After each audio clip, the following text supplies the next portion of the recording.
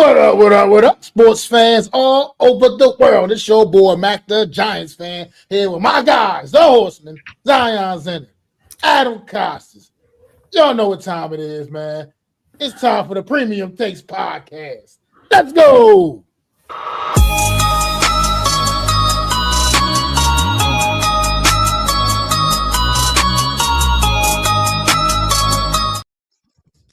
Premium Takes back in your life on a wonderful Thursday afternoon. Hopefully everybody is having a good day as the chat kind of trickles in. Hopefully y'all guys had an amazing 2 weeks since the last time we talked, and we're here like Mac said it perfectly to cover in the world of sports on Premium Takes. Now we all know that the Winter Olympics has been going on, and there's a lot of I know there's records being broken, there's accidents being happening, and there's a lot of fun events taking place in the world of the Olympics, the top cream of the crop when it comes to performance and athletes doing their thing. I haven't been watching it that much, but I know the boys probably dabbled in a bit when they be able to dabble in. English has left the chat. With that being said, guys, let's cover the Winter Olympics. Let's start with Adam. He's probably been the one that's watching it the most out of all of us three, and then we'll pass it over to Mac, and then I'll end it off just covering what I see. Adam, how are you doing, my friend? What are you liking about the Winter Olympics, and how has it been for you? Hello, guys. Glad to be back. The opening ceremony was amazing to watch. I thought that was a great start, and how they did that and suspended the rings in the air. I thought that was. I always say the opening ceremony kind of sets the tone for how the Olympics are going to go, and that opening ceremony was awesome. And the Olympics have been awesome. I watched speed skating, female speed skating. The Italian woman. I saw a race. I thought it was funny because I'm watching the race on whatever it was. I think it was Saturday or Monday. I don't know exactly when it was, but it was recently in the games. And the announcer is shitting on the Italian lady. Like, oh my God, she's not going off to a good start. She's not winning. She's not going to do anything. And all of a sudden, you just watch her time get closer and closer and closer. All of a sudden, now she's in the lead, and he's like, oh my God, she's winning. I'm like, you were just talking shit about this girl 5 minutes ago, not even like rooting for her. And all of a sudden, now you're like, I can't believe this is amazing. She came back, so it was crazy. She won a gold medal in the last second. It was an amazing race to watch. So much so I had to replay it again because I think it was my wife was around, and she was like, I need to see it too. So that was. We watched it again twice. It was just awesome. There were some awesome moments. There's a great speed skater, an American speed skater, who won his. Who actually didn't win his thing. He came in second place, I think, but he. I think it was Schultz's name. He was okay. There was a couple of great men's speed skating races that we saw that were they have this thing where they're like a team and they have three of them running around this ice rink in a minute time. It is amazing. They have these little gloves that have spikes on them, so they come around the turns and put their hands on the ground, little spikes. It's awesome. And then I was watching the luge. Oh my god, that thing is crazy. This is why there's one lady fly down there and they're like, look at her turn. I'm like, look at her turn, and you're going 70 miles an hour. I can't even look at her turn. It's crazy. And then there was this one called where you sit on the front of the luge. I forget what it's called. God, it's eluding me the name.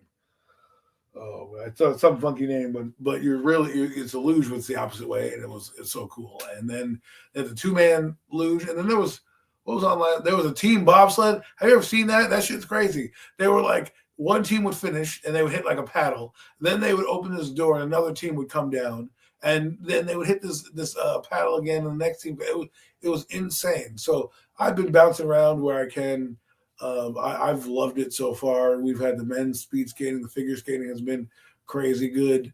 I know people are laughing, but hey, man, I'm rooting on the Americans. So whatever events they're in, I'm doing. There was a downhill skier. I forget what her name is. I think her name was Michaela. She won. She had a great run. Amber Glenn, speed skater, the figure skater, just blew the doors off the opening. Her gold medal round right now. So it's been epic. I'm hoping the hockey team can advance to the gold medal games. I know they play Sweden. I think they play Sweden tomorrow. And that's a tough out. I think they're going to face Canada. And the American women beat Canada. So it would be ironic if the Canadian men and the Canadian women went and the U.S. men, the U.S. women go, and the same outcome happens. That would be crazy. But it's been a crazy Olympic Games. The fact that Norway has a lot of gold and medals and just medals in general, and Italy, the host nation, they've done a phenomenal job. They've been a great host. They've had great atmosphere. It's been snowing. The ski jumps have been phenomenal. I mean, the snowboarding was awesome. Miles Garrett's girlfriend won a gold medal. That's right. She was fantastic. And then there's Snoop Dogg. He's out there and he's doing his thing, interviewing people, having a great time. So look where Snoop Dogg's come from being on Death Row Records to now on, the Snow Bunnies with Martha Stewart out in Milan. And he actually owns Death Row Records now, fun fact. Well, yeah, and now he's endorsing it. I wonder how he gets his weed over there. Like, you know that Snoop Dogg has to be packing some blunts with him somewhere. The international TSA is like, you know what? You can get on board. You can get on board. I want to talk about that. Not to focus on Reed, but like I think there's very few people like him, Willie Nelson. Like there's very few people that can really like get the universal pass. So no matter if it's illegal in your country, it's like, yo, you're an icon. Yeah, private jetted in, customs cleared. You know what I'm saying? Cheech and Chong, just let him go. Yeah, exactly. That was fun. But that's a story for another day. But overall, I think the Olympics has been spectacular. Best Winter Olympics I've seen in a long time. And not because the Americans are dominating. It's quite the opposite. They haven't been dominating, but there's just been the art of the sport. You know what I'm saying? Like the art of competition. You're seeing people break records. You're seeing races being won in the last seconds. There was one speed skating race where the guys all fell, and then this person ended up in like third place, and when he was like in fifth, it just was amazing. It's just been amazing to watch. A lot of fun. So, the Americans moving to number 2. Yeah, they jumped. They're number 2. Oh wow! In total medals period.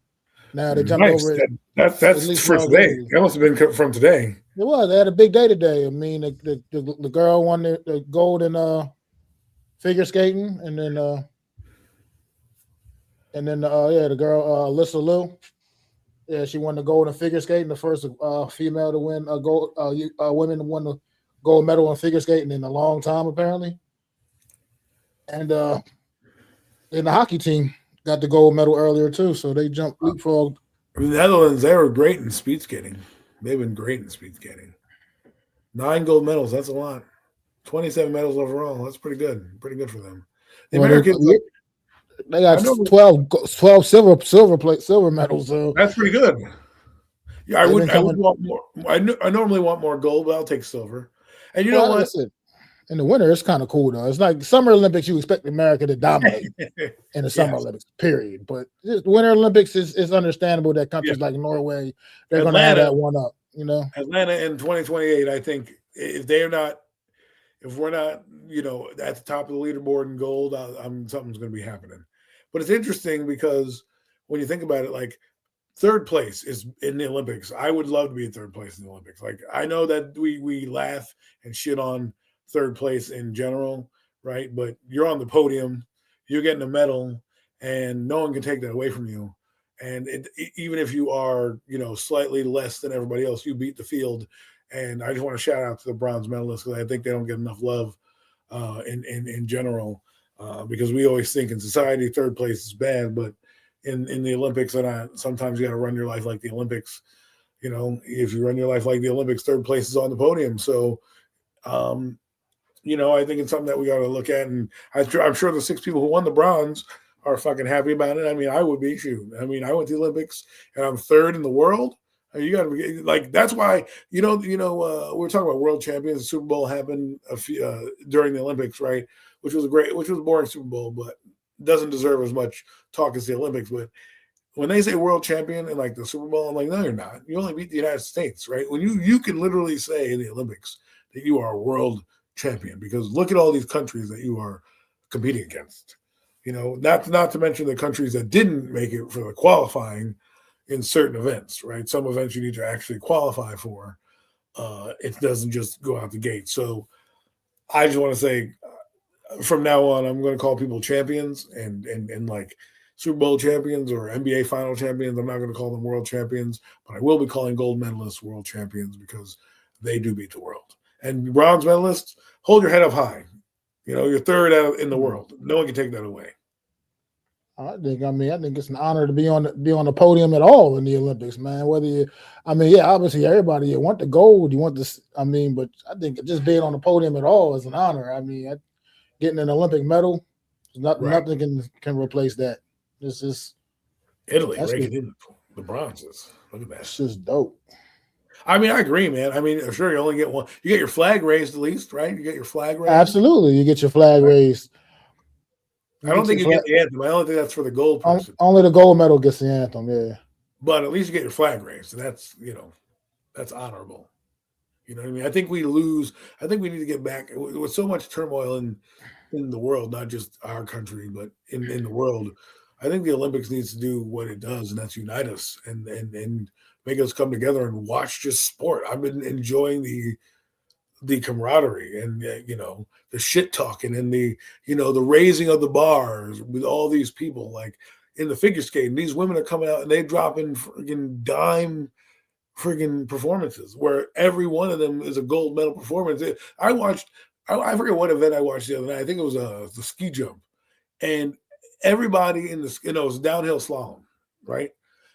Skiing, and the American won, but everyone from like 5 on had like a gold. It was a gold medal, so everybody kept getting bumped down because the time got faster and faster and fast, and it was just amazing because you're like, wow, this is crazy to see. There was one hiccup in the ninth person didn't even make it past the first gate on skiing. I don't know what happened to her, but I was like, damn, that's embarrassing. But overall, the skiers in general, the first one that was actually number one got bumped down. And before you know it, that person was 6th or 7th because the other people rose up so much. And I just think the competition has been fantastic. I can't get enough of it. I love the Olympics, but you guys got it.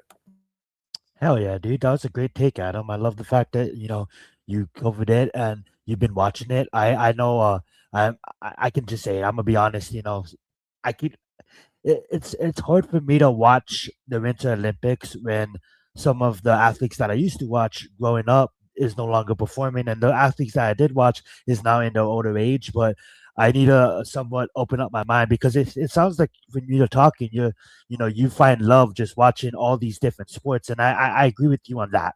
The Olympics is the only time you're gonna see me sit down and watch a sport that I would never watch, and that's why I love your take because it's like you get to see the one thing that stood out for me is when you said world champions, right?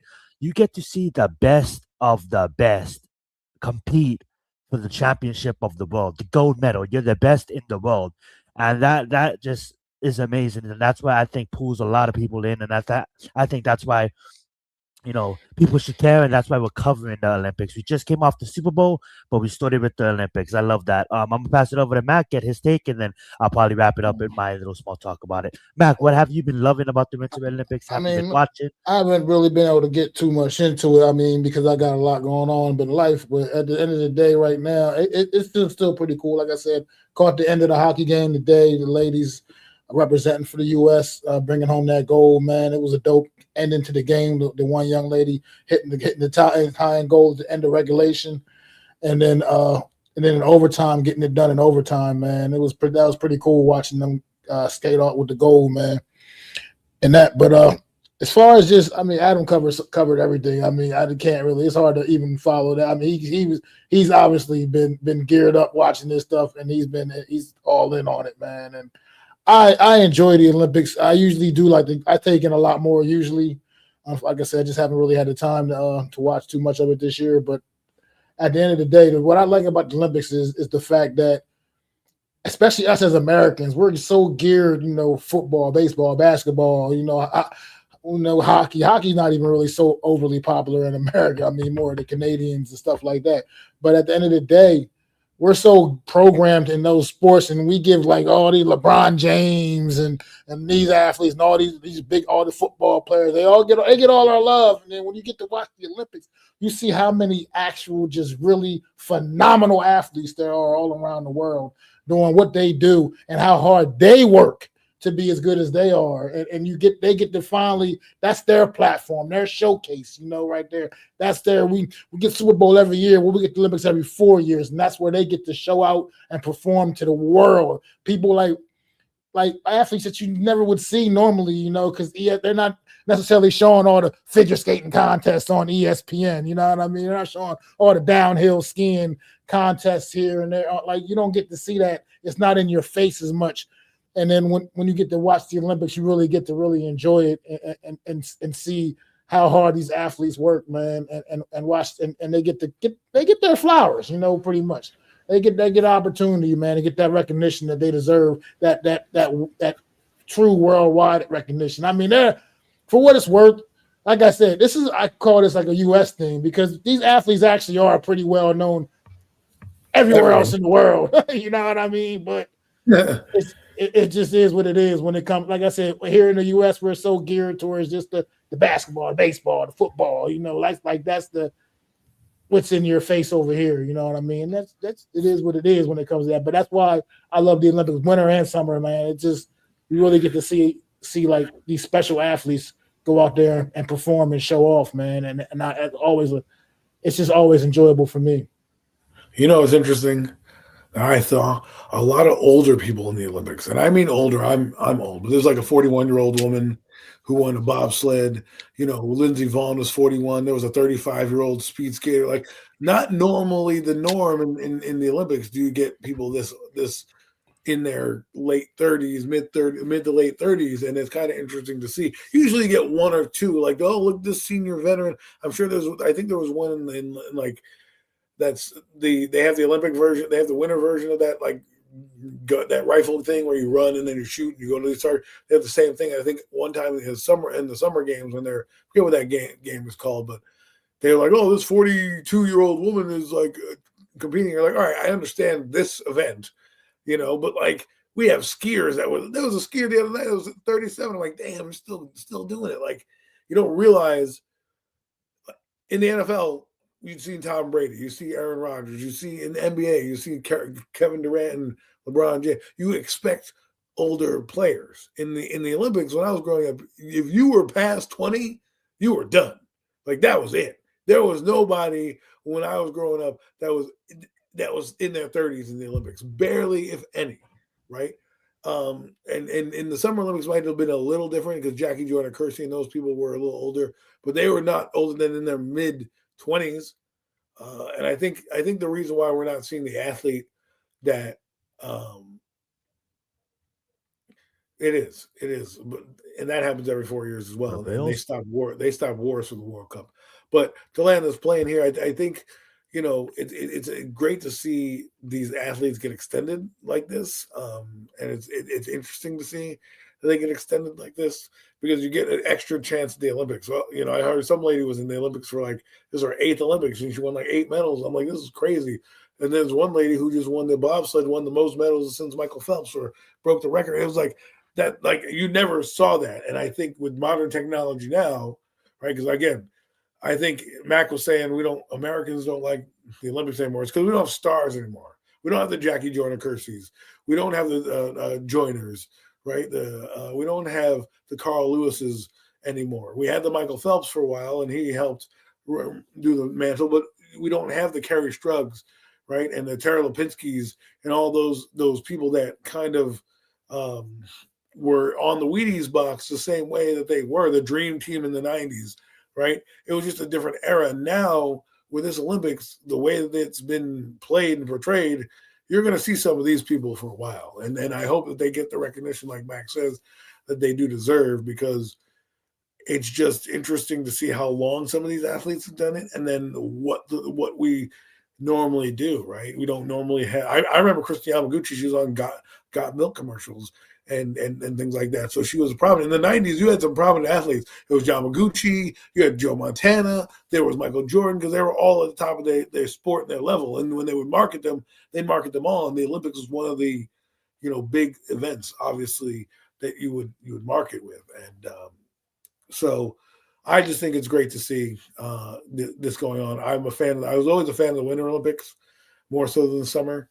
While I like the Summer Olympics, you can only get so much track and field before you're like, all right, let me see a little different.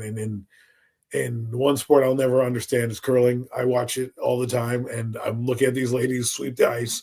I went to go Google their scoring, and I'm like, what is this? This is like a roadmap just to understand how they score in curling. So I just watch curling now just for what the yelling that they do, like shot. I don't really watch the scoring because I have no idea what the hell's going on, but it's been fun. I mean, I know the matches have been pretty intense in curling. And there's been a lot more team events. There was a team speed skate. These people came on with these helmets that were just amazing. I'm like, yo, this is what I need to see. The Olympics brings out these crazy, wacky sports, and it's good to get a piece. Absolutely, well said. Curling is yet to be understood. Well, they have different. It's like bowling. They have different size rocks they can use and strategy. I'm sitting there just like, all right, let me just not me. The simple game for me is let me get one of my, I guess the gist of the game is get one of your rocks closest to the center like circle, right?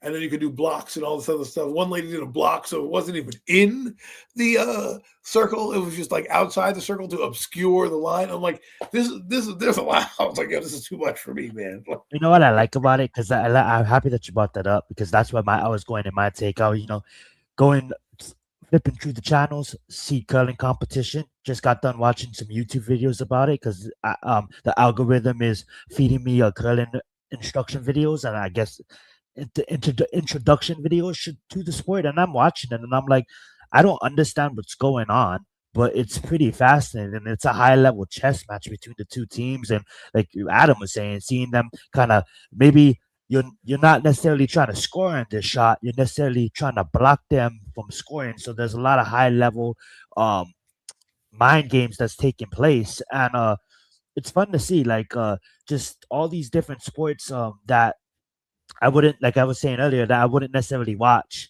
but see all these athletes from around the world competing at the highest levels. And I remember growing up and watching Shaun Wright and snowboarding and all that fun stuff. And I know he was there this year he was there, but he wasn't a competitor. You know what I'm saying? But like Adam said, I guess for me, it's like times has changed, and Max said it perfectly too. There's a lot of athletes that I used to watch that is somewhat retired, and I did tune into Lindsey Vohn's little race she did. Mac notified. I came on talking to these guys privately, and I'm like, oh man, did you guys see that Lindsey Vonn accident? And then Mac notified me that she actually was competing injured, and that's what it takes, right? To go out there and to put your country on the, it's one thing to like carry a banner of a team, but it's another thing when your team is the United States of America, and when you're carrying a country on your back and trying to go out there and trying to compete for your country. That is just probably the most honorable and most electrifying thing that you can do as an athlete. And I know, as a sport that we follow in America with the NBA, right? When you get selected to be on the USA team in the summer games, right? It's almost like it's an honor. It's like, oh yes, they selected me, like, and even like Tyrese was saying, Hallenberger from Indiana is like, he didn't even get minutes in the games, but he was just happy being a part of the team. We have the world champion in Tatum, not even getting runs in the games, but just a part to be selected as part of the USA team and get the medal and represent America. You was going to say something, Adam? Think about what you just said. A gold medal is a rare thing. Every year you're fighting for a championship in the NBA. Every year. You may not win one every year, and you may not win one in your career. I get it. But the object of your career is to win one. In the Olympics, you get 2 weeks every 4 years to, in basketball, maybe 3 or 4 days to prove that you're the best of the best of the best. And that gold medal stays with you. Long will the championships will be gone, but gold medals are something that to be honored and cherished, right, for a long time. That I think that's even the guys on that USA team. Like I said the other day, if I never win a championship, I'd rather win a gold medal, right? If I can't win a championship, but I get to go to that US team and I got to be a part of a gold medal team, even if it's like on the bench, that's more to me than a championship ever will be, because I can go to any team in the NBA and win a championship. Yes, there's luck involved. Yes, there's timing, but at the end of the day, every year there's crowned a champion. Every 4 years they crown a gold medal champion, right? So I think for me, the more precious one would be the gold medal. And it comes with endorsement deals, commercial brand deals. You can be set up for life and live off of your sponsorships if you do it the right way, right? And yes, there's competition in between with little tournaments and qualifiers, and you stay active. But when it comes to the center of attention, like Adam said, every 4 years you get to put all your skills that you practices, all that tournaments, all that trials, all that things that you went to, and go out there and carry your country's banner. And I'm happy to see the United States up there, like you guys were saying earlier, up there in that number 2 sports. We all know we dominate in the summertime, like Mac was saying, but to be up there with second place in medals is absolutely phenomenal, because we're not really like Mac was saying earlier. There's a lot of countries that this is their main sport. We cover basketball. There's football, boxing, UFC. We have so much sports, baseball. That like we're competing against these people, and we're competing them, and they do this year round. We're like, I know our athletes do too, but it's just fun to see. But let's move on, guys. Well, it'd be like this. It'd be like if you had the MMA tournament, whatever the biggest MMA fight is, right? And you did it once every 4 years, is a bigger deal than what it is now. Yes. Now it's a big deal now, right? But every year there's going to be a heavyweight fight at some point in time with two of the best in the world.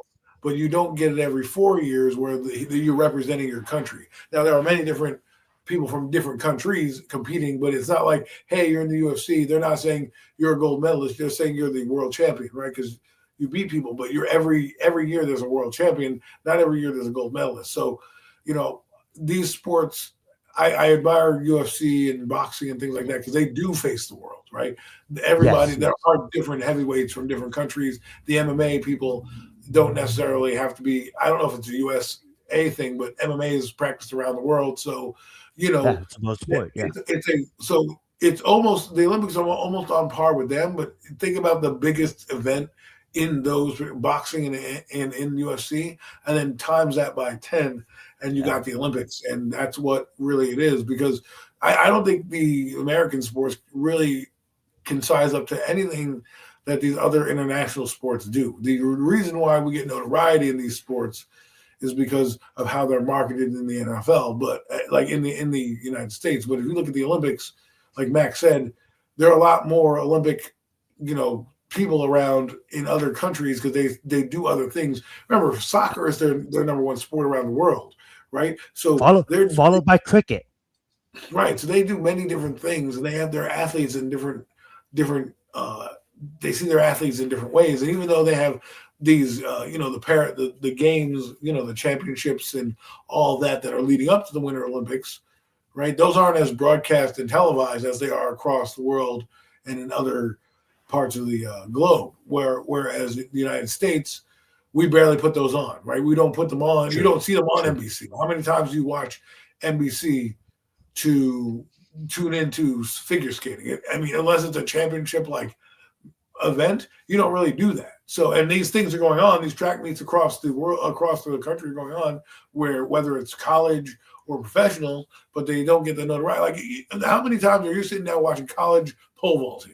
Like, are you like, I'm not watching college pole vaulting. Like, what are we talking about here? Or college swim meet. You might watch a tournament thing that comes on some Big Ten network or some shit like that. Yeah, maybe a track and field tournament or something. I might watch it. That's those are my jam. Those are the kind of stuff I sit back and watch. One viewer they get, right? One viewer they get.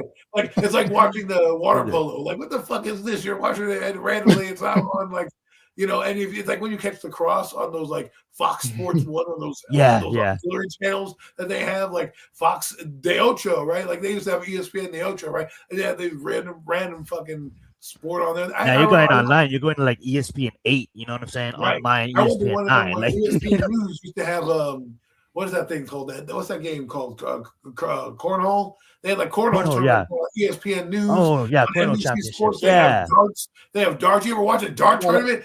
You got a whole there's a whole pickleball channel. It's a whole pickleball network. What I mean? Yeah, there is. It's a whole channel. But what I'm saying is, you probably the main streamers of sports are the mainstreamers, so we don't get to see these athletes the same way. And I think that's what this Olympics has been able to do, is open up your eyes to the more athletes in the obscure sports you may not think about, which are just exciting because you're just watching your team compete. That's all I'm doing. I'm just rooting for my country. I don't even know what the sport is half the time. And I'm just like, give me your best shot. And if they suck, I say, you're not coming back to the country. And yeah, and that's what makes watching it so fun, right? Because you know, we can watch a sports game, right? And we can be entertained, right? But if it's not our team, we could like turn off the TV and be okay with it if it's not entertaining, right? But for the Olympics, it's almost like that's our team because we're Team USA. So no matter what you're watching, I don't even know how to bet on the Olympics. Like, I can't even make a fantasy thing on the Olympics. How many triple toe loops are they going to do in a program? Like, that's basically what you have to do for figure skating. Like, because it's the thing is not like when you look at these fantasy sports, they're so easy because they're stat machines. Like the NBA was the first fantasy sports thing. It didn't get the notoriety that it did, but it was the one that started it all because you had stats, blocks, steals, rebounds, all this, but nobody played it the same frenetic as football. But I'm not sitting there I don't see ESPN pumping out, hey, come and get your Olympic fantasy league right here. Go to your fantasy league. It doesn't have the same, notoriety. And I think that's why I think the Olympics for me is refreshing, because I'm not getting shoved down my throat, DraftKings every 5 minutes for prop bets and all this. I mean, I'm sure it's coming soon, but right now it's a little bit refreshing to watch a sport that you really don't know the outcome. There hasn't been a week of talking about, hey, let's talk about, I'll just use his name, Nancy Kerrigan or whatever, for a week, right? And then she goes out and faces this person and that person. You get there, you find out who the athlete is, you see what the event is, they win or lose, and they go home. That's it. It's just so much like wham bam, thank you, ma'am. I kind of like it like that. Absolutely love it. That was a fun conversation about the Olympics, guys. And then let's move on to the championship game that was just played. And let's talk about the world champions in the Seattle Seahawks. And then after that, we'll move on to some basketball. That being said, we do have the champions of the world, the Seattle Seahawks. I'm gonna pass it over to Mac. I'm gonna let him know I want to know what your thoughts on the game. I know it wasn't the best Super Bowl, but what did you like about it? When your likes, when your dislikes, let's get it. I was thoroughly entertained, actually. I love watching a game like this, man. Down and dirty, get down dirty. I mean, defenses were phenomenal on both teams, man. Both teams' defenses came to play. I mean, Seattle, this was dominant. I mean, their offense, they were scared good. It was just enough. You know what I mean? Offensively, they did just enough. Sam Darnold definitely was by no means great, but the X factor, man, Kenneth Walker, man, that's why he won the MVP, man. This guy was the difference in the game offensively for the Seattle Seahawks. Without him, I'm not sure if this result is exactly the same, to be honest, man. Because defensively, both teams were cooking, man. And the way that Seattle was able to they got right into the head of Drake May, I believe. And I think they just rattled the young quarterback, man. He just I don't want to say the moment got too big for him, but I guess it kind of did in a sense, man. Because once they put that pressure on him, man, he just wasn't able to recover, man. He wasn't able to just really dial it up and like he's been doing all season long. He's been one of the more accurate passers all season. It just did not show in this game. And you look at Seattle, man, and you go offensively with them. Their best weapon offensively was absolutely shut down in this game. An absolute non-factor. JSN was a non-factor in this football game. And it took other people to step up, like a Cooper Kupp, former Super Bowl MVP, that he was able to step up in the moment. I mean, he didn't have a spectacular numbers necessarily, but he was able to step in and get the job done. And I just want one quick thing too, also from Seattle. Shout out to our guys, man. Leo Williams, Julian Love getting a Super Bowl interception, man. So like this is, I'm happy to see those guys. Did you see the film on that? Have some success, man. And did you see the mic on that? The mic'd up on that? No, I didn't know. Mic'd up, yeah. They dropped the mic'd up on YouTube. You should watch it. It's so good. There was a mic'd up one, and he's on the sideline, Julian Love, and he's like, "Yo, that kid's gonna throw me a pick." And he's like, "What do you mean?" He's like, "If I'm gonna drop into coverage, and he's gonna throw it right to me."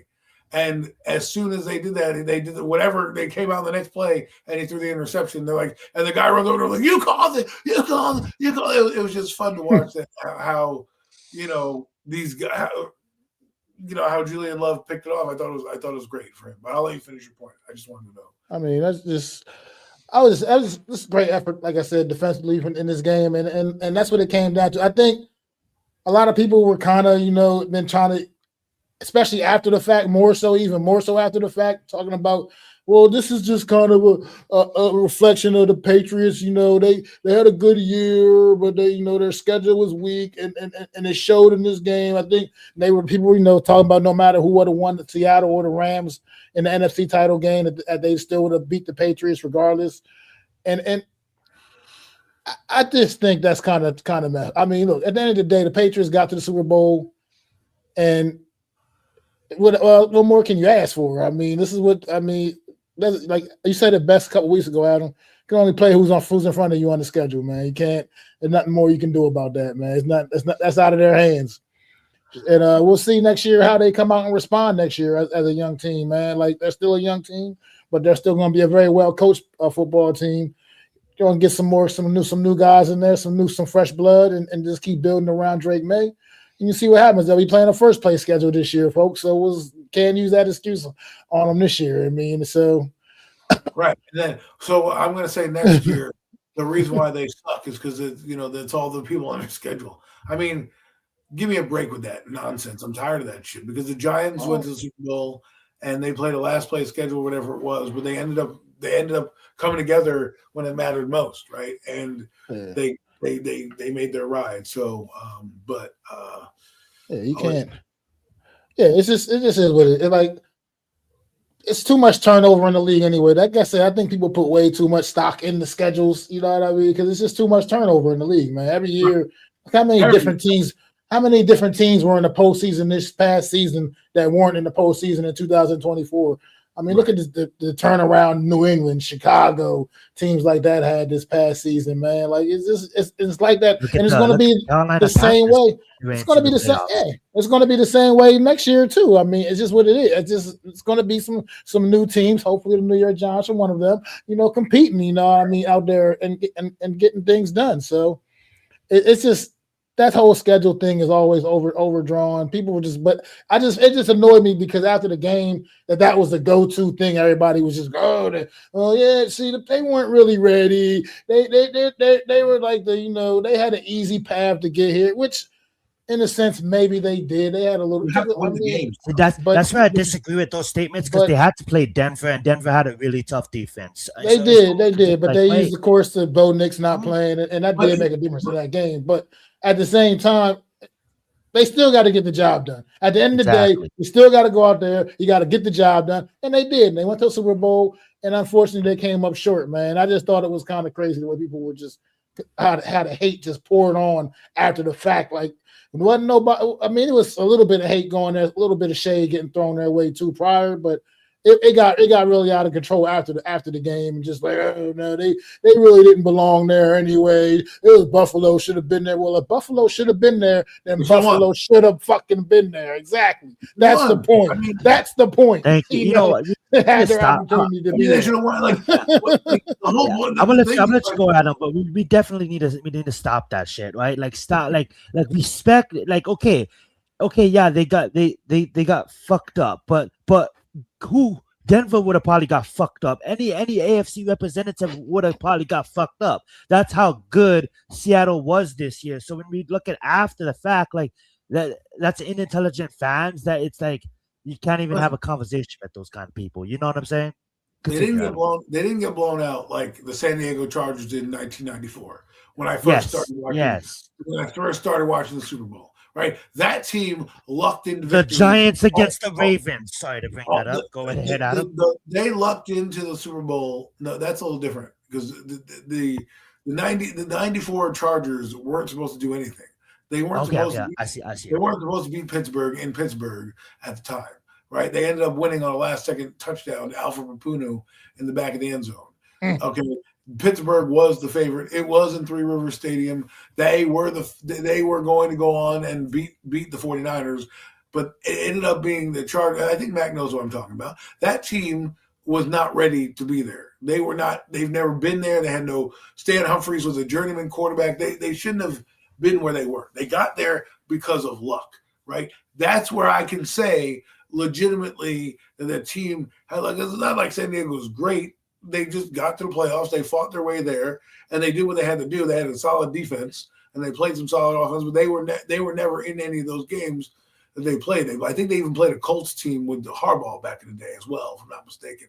But my point is this New England team, that defense is legit. They kept that team in the game, unlike San Diego Chargers, who met the 49ers. They couldn't keep them in the game. You know what I mean? They couldn't give their offense any opportunities to do everything because the 49ers were scoring touchdown after touchdown. They scored 6 touchdowns passing in that game.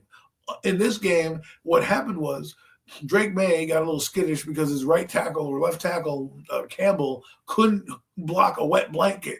Okay? He was horrible. He was terrible. And they were just caving on that left side and coming right at that kid all game long. And Drake May was under siege and couldn't do anything. And if you want to say, oh, the moment was too big for him, like you try to stand back there while Leonard Williams, DeMarcus Lawrence, and these guys keep beating you senseless. They hit him on every friggin' play. That every time that kid got up, every time they dropped that pass, that kid was in getting hit every play. So I don't blame him for that. And what ended up happening was because they hit him so much, he made a few more mistakes where Sam Darnold had some chances to make some mistakes, and the New England defense didn't capitalize the same way the Seattle defense capitalized, right? And you know, tendencies do happen when you're talking about a guy like May who's a young quarterback, right? His defense couldn't overcome his mistakes. What did I say? Sam Darnold, I told you guys, the Seattle defense had to be damn near perfect to cover up Sam Darnold's flaw. And he was not good in this game. He was okay, but he wasn't a winning performance. They won because their defense was able to get turnovers and get them short fields, and they scored on some of the plays. One of the biggest plays in the game was when the New England Patriots had the ball in their own territory, and Seattle got an interception or a tip ball, and ran it down to damn near the 1 yard line, right? So now all of a sudden you're talking about a game-changing play at that moment by defense, and that could change the game in the overall score. For the Giant game, they were in that game until a holding call ruined it for them, and they didn't take it seriously in terms of preparation, and that was well documented. I think if they took it seriously, they might have been able to do something, but that defense was a generational defense. You're not going to see that anymore. These defenses, what I liked about the Super Bowl, even though it was boring, is it restored my faith in defense. It restored my faith in that defense does win your championships, because look what happened in this game. What won Seattle this game? It wasn't their offense. It was their defense, and their defense making plays all over the field. A couple turnovers, a couple runbacks on those turnovers to set up your offense in great field position. And then what do? You give it to your bell cow back in Kenneth Walker, who's going to get paid, by the way. I'd love to see him in Giant Blue. I don't know if he's going to be available, but that's what you do. And that's a formula. And I give credit to Mike McDaniel, right? Mike McDonald, excuse me. Coming off that Jim Harbaugh coaching tree, going to Seattle and stepping right into Pete Carroll's shoes, right? Because Pete Carroll gets fired. He comes in, that team fights, and we know what happens to them. They end up not making the playoffs, but they lose a few games they should have won, like the Giant game and things like that, where you're like, oh, this team is okay. They're going to be in the playoffs next year. Did I see this happening? No. But if you want to talk about a team going wire to wire, Seattle went wire to wire. From opening kick of the season, they've been dominant all the way through. So you got to give them credit on what they did. And they had a hard schedule, but they just dominated teams, right? They found ways to win games. And I think, I don't know if we have a dynasty on our hands in Seattle, but they're going to be a tough out with the way they play and how they're playing, right? We'll see if Sam Darnold can keep it up, because I think you're starting to see the bloom come off the rose, so to speak, with him, because he was not spectacular and he was being figured out a little bit. And I think this is what happens to him in these kind of games and these big moments. He didn't choke, thank God for him. And I never thought I'd see Sam Darnold win a Super Bowl, so it's kind of funny to watch. But I think the Patriots are headed in the right direction. I really do. I mean, you went from the worst team, one of the worst teams, or number 3 in the NFL draft the year prior, and you end up being 31 in the NFL draft this year. That's a pretty good turnaround in a division where they have a chance to now be the top team, because who knows what's going to happen with Buffalo, and now they fired their coach. Miami's in disarray. The Jets are the Jets. So they have a chance to be in that division picture for a long time with the way they're going. You know, who thought Sam Darnold, the first quarterback from that 2018 draft class, would be the first one to get a Super Bowl? Sam Darnold. Right. Yes, sir. And I mean, yeah, that's pretty nuts, right? When you look at that draft class. I missed the last 2-3 minutes of your take, Adam, because I had a phone call. But so hopefully I don't rinse and repeat exactly what you just said. But speaking of Sam Darnold, thank you for bringing that up. Shout out to SC. You know, I didn't think him coming from USC. I didn't think he was gonna win one before Caleb. But look at him now. Like, go do your thing, Sam Darnold. The most winningest quarterback in the last 2 years. 14 wins with the Vikings, and what he did this year with the Seattle Seahawks. And you know, he's a Super Bowl champion. He's a Super Bowl champion. Exactly. And it goes to show, right, guys? Like, defenses, as Bill Parcells says, they can never take that away from you. Never. They can never take that away from you. Exactly. And it goes to show you that defense wins championships. And what Seattle was able to do at the front four, not even applying that much blitzes, just getting there, hitting the front right? seven. The front seven. There you go. But speaking of like what Adam was saying before I got that phone call is the pressure. You know, you don't even have to you don't have to get a sack, but just the pressure, the hitting him, the extra bump at the end of the play. You know what I'm saying? The extra push at the end of the play. Just get that kid like, oh yeah, we're here and we're gonna be here all night. And I know Mac brought this up with some Giants players like Julian Love, like Leo, not only coming to Seattle but being captains for Seattle and really being leaders on that football team. Really like seeing that. You know, defense wins championships, and Seattle proved it. And Patriots, I mean, like we just looked at a coach that we all respected, that we all knew was going to turn around a franchise, take a second-year quarterback to the Super Bowl off of what? I know Drake May played great throughout the season, MVP type numbers, but off of defense, off of physicality, off of just tough nose old school football, right? And shout out to Gonzalez, man, to shut down JSN like that. That one bat he did to save that touchdown. That guy was on him all night, took him out of the game. One of the best cornerbacks, younger cornerbacks in the league right now. I love to see that, bro. Gonzalez is just a dog. And you know what? I'm not even trying to be like a Giants fan right now. But you know what? The Super Bowls looked at me. I'm like, hey, if Mike Vrabel can turn a team around in 1 year, if Seattle Seahawks can turn a team around in 2 years, why can't the Giants, right? And looking at the Super Bowl, I looked at our team and I'm like, man, we have a great defense, and now we have a captain of our ship. And I just kind of feel like I'm not saying that Giants are going to make the Super Bowl next year, but I kind of feel like we're in the right direction. Playoffs, please. When I look at the Seattle Super Bowl champion rosters, it's pretty similar to a lot of rosters around the league. But the one thing that separates them from a lot of teams, right, is they found a guy, and the guy is I'm gonna call him a young Sean McVay. Mike is a genius. He called defensive plays in the Super Bowl against Mike Vrabel and a good offense, and he basically shut them down. And I wasn't really fully paid attention to the game because I had to work this first half.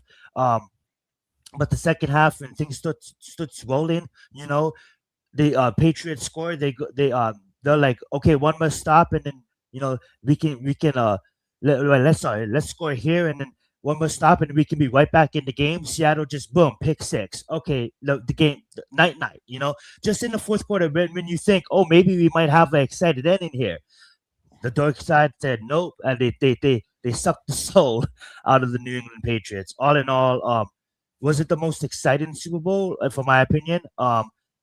But it was a fun watch regardless. And good to see some good movies coming out. That's one thing I always like about the Super Bowl. We get some trailers, but Spain most focusing mostly on sports. It's good to see. You know, it's good to see a team like Seattle, a team like I hate seeing and it's not that I hate seeing franchises and dynasties, but I just get sick of the same team over and over and over again. You know, Seattle comes out of nowhere, like and no one. I don't think anyone picked them on mainstream television to even make the Super Bowl, and they come out of it Super Bowl champions. Fun to see. Go watch that. I think they were. Sa- I think they were going to be fighting for the division, right? Because Mhm, they had a decent record the mhm, first year. So I mean, to touch on your point about the Giants, mhm, look, I want the Giants to make the playoffs, and I think with Harbaugh they have a good shot at turning it around to at least be in the wild card mix, right? That's my mhm, expectation, is to be fighting for the wild card. If they happen to get further than that, fine. But if you look at that Seattle team, the reason why it's different is that Seattle team was good. They lost games because Smith threw an interception here. They were just let down in some of those games that they played when he was a coach his first year, and they put it all together defensively this year. And I think when they got Sam Darnold, people were like, "Ooh, that move might work out, or it might not," and it ended up being one of the smartest things they've done in the division, where everyone picked the Rams to be the Super Bowl representative. I know I did, because I didn't think I think Seattle's defense was going to be the way it is, and here it is, right? And so, like you said, I'm not saying don't be excited about the Giants. That's not what I'm saying. I just no, I wanted to. wasn't. I wasn't trying to be biased there because when you look at the Giants, right? We have a good defense. We just didn't have a good leader to call that defense. When you look at Seattle and you look at the players on Seattle and you look at the players on the Giants, it's not that far off. You know what I'm saying? And I'm not saying Giants to the Super Bowl. I'm just saying we can get if with the right coaching staff, we can get pressure, and we don't have to Yeah, full I agree set, with you there. and we can have more CBs in the backfield and playing deep and stuff like that. And pressing, But I of think course, it's we going we to. we can get there for people. You know what I'm saying? And when you I look think at us Seattle's this going season, right? When you look at us this season, like we're not, and I'm not trying to steal Seattle's moment and talk about the Giants, but when you look at us this season, we're not a bad team. We're not a great team. We're in we're that bad. middle area, and we was in a lot of games. We just We didn't know how to finish. we got we Hopefully, we got can we got to finish come to we this got year. to come to the conclusion that the Giants were bad last year. We can't sit here and nitpick and go, well, they could have won. No, Whoa, whoa, they whoa, whoa, suck. whoa. I'm not Okay, nitpicking anything. You but just said Seattle last year you just gave Seattle an they excuse they for Geno Smith. the I'm giving the Giants an excuse. Seattle team was a better team and was fighting for a wild card. And we didn't say Seattle was I, bad. I think you're Seattle was missing just the point. unfortunate. I think you're missing the point, and I think we're getting too far left. I'm gonna move on, and I'm just gonna say that the Seattle, shout out to them. It's like Mac was saying, it's fun to see Leo and Love like going out there and winning the championship. To leave the Giants and go out there and be leaders on Seattle is absolutely right. And didn't want to cut you off there, but I just think that you kind of misinterpreted what I was saying. I'm gonna let you finish though, and then we can move on. I'm not misinterpreting what anyone's saying. What I was Mhm. saying, we were comparing the two teams and their turnaround, and all I'm saying is the Giants were in a worse spot than where Seattle was the year prior. The year I prior, wasn't com- I wasn't comparing it to I was paying on paper. If you look at the rosters on paper, I don't care about we have paper. I care similar about rosters. That's all I was saying. I'm not saying Seattle definitely plays way better than us. They definitely are way tougher than us. They definitely have better coaches than we we did have last two talent, years. great. I mean, there's I'm saying talent the across talent the is NFL. So I'm amazing. saying, The talent, but that's what I'm saying. On paper, our talent's amazing. Our defensive talent on paper shouldn't have done what we did this year. Can we just all agree with that? all I'm saying is That's there all is I'm saying. all That's I'm all I saying was saying, Adam. I'm not trying to get mad or anything. I'm not getting mad. I'm not trying to is raise my tone at you. I'm not, That's all I'm saying. On I don't, paper, we're not okay, that bad I of a got team. what you're saying. To land the plane is what I'm saying is the Seattle Seahawks went from losing Pete Carroll to getting a team that was 9-8 and playing good defense with their team to then advancing to where they are. We have solid pieces where we are, and I like where our team is, but I don't know if they have the capability of doing what Seattle did because Seattle was already in the wild card hunt and already had a solid defense going in, a proven defense. I don't know what this is yet. I'm hoping it's good on paper. It's a hope and a prayer. They knew their defense was good.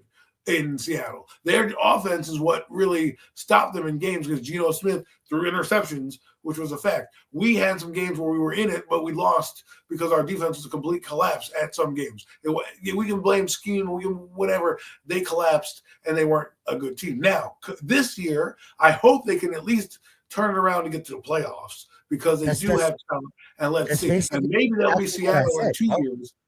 Maybe they'll be Seattle in 2 years. That's exactly what I said. I didn't say the Giants are going to win the Super Bowl this year. I said the Giants could be the Seattle Seahawks. Nobody expected them to make the Super Bowl.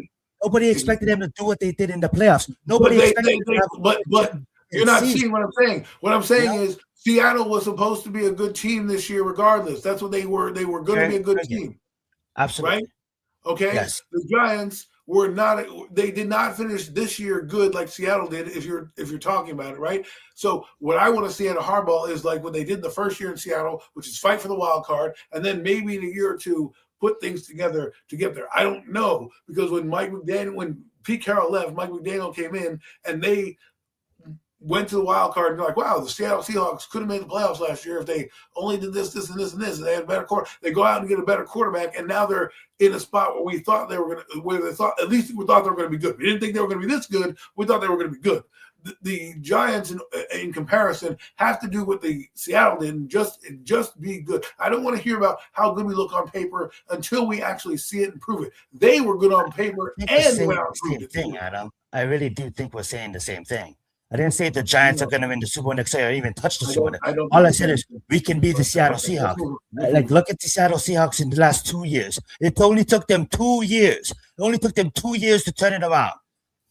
That's exactly what I'm saying. We can be like the Seattle Seahawks. It wasn't like we're going to go and run through the competition and finish with 14 wins and make the playoffs. I said we could be like the Seattle Seahawks. Look how fast that turnaround was. That turnaround was 2 years. What I'm saying is, like the Patriots. Look how fast that turnaround was. That turnaround was 1 year. That's all I was saying. I wasn't trying to boast the Giants and talk about like be a Giants hip. Like trust me, I'm a realistic fan, and you know that. You know what I'm saying? But when I heard all last year about top 10 and all this and this, that, and the other thing, and all I'm saying is until like Seattle had a different story. Their defense was good with Pete Carroll. They got fired because of what happened in the collapse with Russell Wilson and all that shit. They go back to fucking Geno Smith last year with a good defense. They get Mike McDonald. They shore up their defense. Their offense struggled, right? They still have the same personnel, the same coaching staff they had now. Then they get a quarterback. And because their defense was good, they ended up being a contender. We still need to build that foundation with this team. So, I mean, you guys can do whatever you want this year. I am not anointing the Giants nothing. I'm not anointing them shit, Adam. All I'm saying is, if you look at the stats and you look at the talk shows, and this is kind of going on for too long, and we'll wrap it up right here. I know we're providing great entertainment, so the chat probably loves this. But if you look at the Giants this year, right, and I'm looking at a team, and it's all over stats. You can look up YouTube videos about it. They talk about it on ESPN. You've seen a team that was winning going into the fourth quarter, was winning the game. If we finish those games, Adams, with the shitty coaching staff that we had with Shane Bowen and shit, if we finish those games, we have double-digit wins. Apparently, we didn't finish those games. We didn't know how to finish those games. So I'm not going to appoint the Giants anything right now, because as a Giants fan, we know for the last fucking 12 years, we're fucking lucky if they win 5 fucking games, right? All I'm saying is, what makes me believe that this coaching staff can't come in here and maybe this coaching staff, those games that we couldn't fucking finish, we can finish. That's all it was about. It's about finishing, right? It's about Seattle Seahawks changing their franchise for the last 2 years to finish games and play physical. The Patriots, look what Jacksonville did. Look what Carolina did. You can't tell me, I'm not saying you, but critics can't tell me that the Giants can't turn it the fuck around when the Jacksonville turns it around, when the Patriots turns it the fuck around, when the Carolina Panthers turns it the fuck around. You can miss me at that bullshit, and that's all I'm saying. That's not at you. That's just about all this fucking shit. No. Look at our fucking coaching tree. Look what we have. Everything's on paper. As a Giants fan, not going to anoint them the shit. But I hope that we could be like the Seattle Seahawks, and in a couple of years, 2027, 2028, 2029, we can get out another Super Bowl and be the only franchise to win in 5 decades. I'm not saying it's going to happen fucking next year. Not saying it's going to happen the next year after that. I'm going to say we could be like the Seahawks because it was San Francisco. It was the Philadelphia Eagles. It was all of this shit. It was the Los Angeles Rams. Nobody mentioned the Seahawks in the past couple of years, and look at them now, world fucking champions. That's all it was about. We could be like the. I think you. I'm not trying to be mean, but I think you took what I said and you kind of blew it out of proportion, saying that the anointing the Giants as fucking 2000 like next year's champions. That was not like that at all. It wasn't like that. That being said, we can move on. I'm sorry. I wasn't upset at you or anything like that. I just kind of felt like sometimes maybe it's the way I say things is not really what I mean, and I could pronunciate more and I could explain myself. Just move on. Move on. All right. Well, NBA All-Star games used to be shitty as hell, but now they're getting more excited. I know the boys was talking about it when I joined early on stream, and I want to know their opinions, being that when they was watching basketball, it was a lot more physical. The superstars actually played and participated in these dunks, and for the past recent years, growing up in the last 10 years, actually, the dunk contest, the 3-point contest, it was almost like the Pro Bowl. It was like, why do we even care, And I kind of think in recent years with Mac and especially the last couple of years, NBA has been kind of changing things, kind of been trying to think of how can we make this better, because the numbers has been shitty. Yes, the city who hosts the All-Star game is always going to be popular with parties and stuff, but at actual games, it was like unwatchable numbers. I'm going to get your guys' takes because I have to be completely honest with you guys. I didn't watch anything of the All-Star weekend. I was just super busy, but I do want to get you guys' takes. And Mac, you have been silent for a while. I'm going to let you go first. What's your takes? Talk about the 3-point contest, talk about the slam dunk contest, and then talk about some of the games if you want to. Whatever you want to talk about. No, I didn't see any of the games Sunday because I was working all day. But on Saturday, man, I took in the 3-point contest. And all 3-point contest was to me, at least for me, was just the highlight of Saturday. That it was just phenomenal. I've never seen a 3-point contest quite like that, where these guys were. I mean, we had the 3 guys in the final, the 3 finalists, Dame Lillard, Devin Booker, and the rookie from he plays for the Hornets. Kid from Duke. I can't remember his name off. But sharpshooter. Absolute sharpshooter, man. I mean, these kids, they were just lighting it up, man. I just never seen the scoreboard light up like that ever. That I can, at least not that I can recall anyway, in a 3-point contest, man. I mean, even go back to even the old school events, man. You had a couple of guys. Larry Bird gave us some memories, obviously, in the 3-point contest. Craig Hodges, guys like that. But this was something different. What I saw, the way these guys was.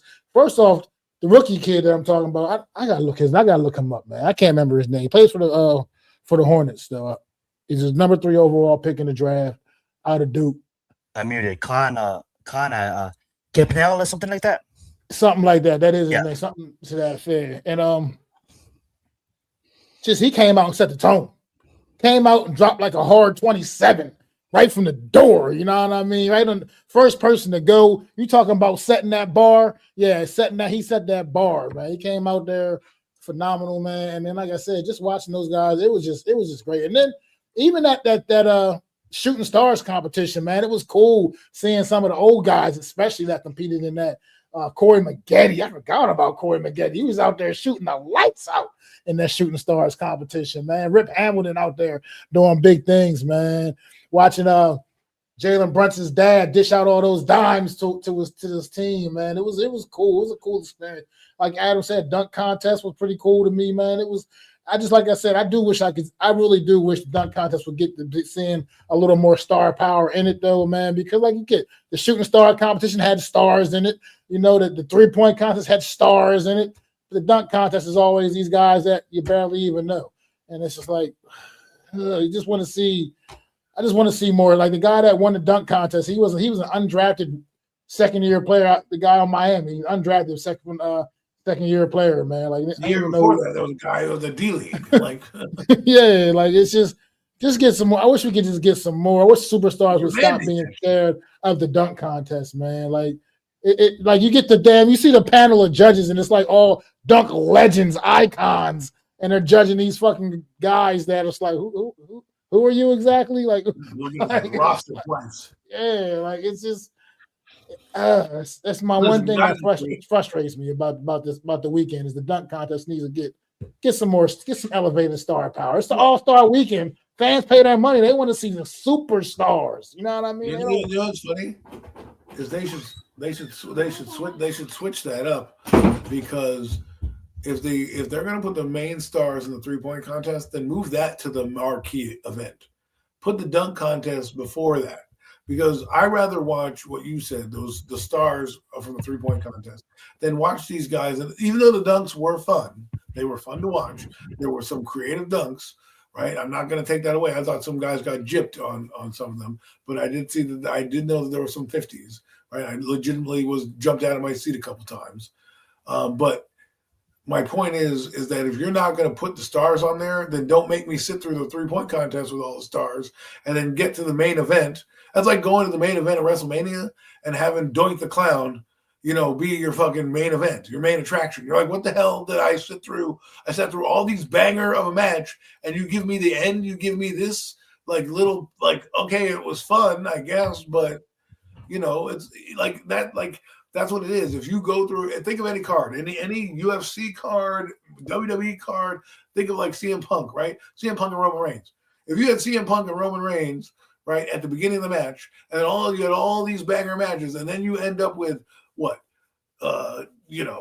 Who's that guy? You end up with Americano as your main event, with the other guy, the original Americano, as your event. While they might put on a fun match to watch, it's not what you paid for. You didn't pay to see those guys headline the show. You came to watch it because it's the dunk contest, and the prestige goes away when MJ was in it, Dominique Wilkins was in it, Spud Webb, like Dominic went twice, like these guys, Isaiah Ryder we were talking about, there was many guys in it, Vince Carter, Tracy McGrady. People forget McGrady was a runner-up in that dunk contest with Vincent Carter. He did some phenomenal dunks too, but Vince Carter was just slightly better. Jason Richardson, whose son was in the contest this year, like these guys did it. And then you go to the All-Star game, which I watched, and you have all these guys in there putting on a showcase. I get it. But at the end of the day, how come you can be competitive in the All-Star game, be competitive in every other event, but when it comes down to this, I got to watch undrafted free agents who don't even suit up on a day-to-day basis. I don't see these guys dunk in a game. This is the first time some of these guys are actually putting on their jersey for actual minutes, and you're giving them actual minutes here for what? Sure. Did we get Zach LaVine's out of this, like with Minnesota back in the day, who's on the Bulls? I don't know if he still plays anymore, but yeah, did we get guys like that coming out and coming up? Sure. Did we get Corey Maggetti's of the world? Right, we did.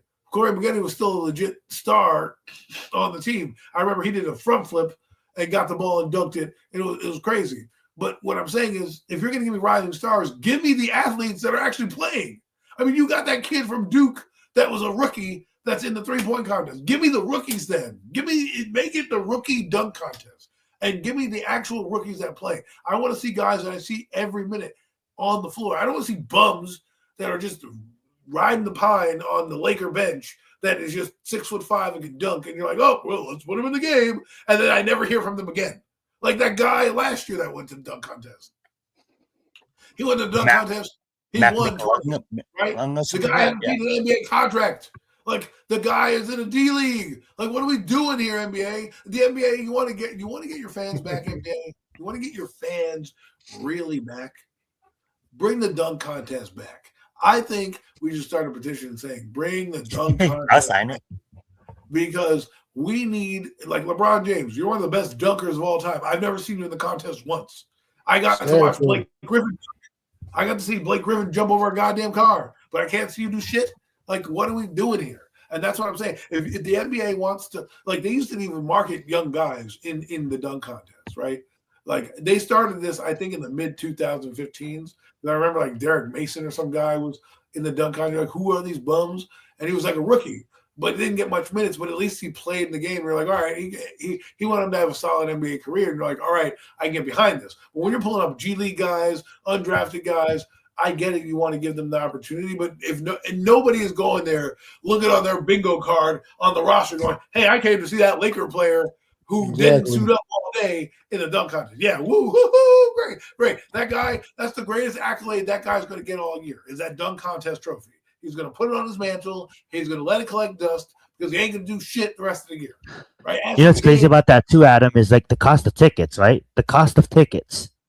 Go and watch the All-Star game, right? And you're seeing who's this guy? If I went to Ringling Brothers and Barnum and Bailey Circus and didn't get to see the fucking clowns, I'd be fucking pissed. Like, that's one of the main attractions that I'm going there to see, and you're not even giving it to me, and I paid all this money. You're not. It's like when I go to the amusement park, right? You ever go to the amusement park and they have the fucking ride that's closed and they still charge you full price? I'm like, how are you going to charge me full price, but your fucking main attraction ain't even working? But you're not going to give me a 10% discount? Like, nope, the park is half open.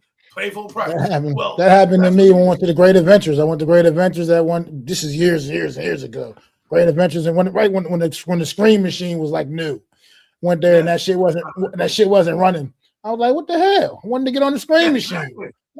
But you paid full price.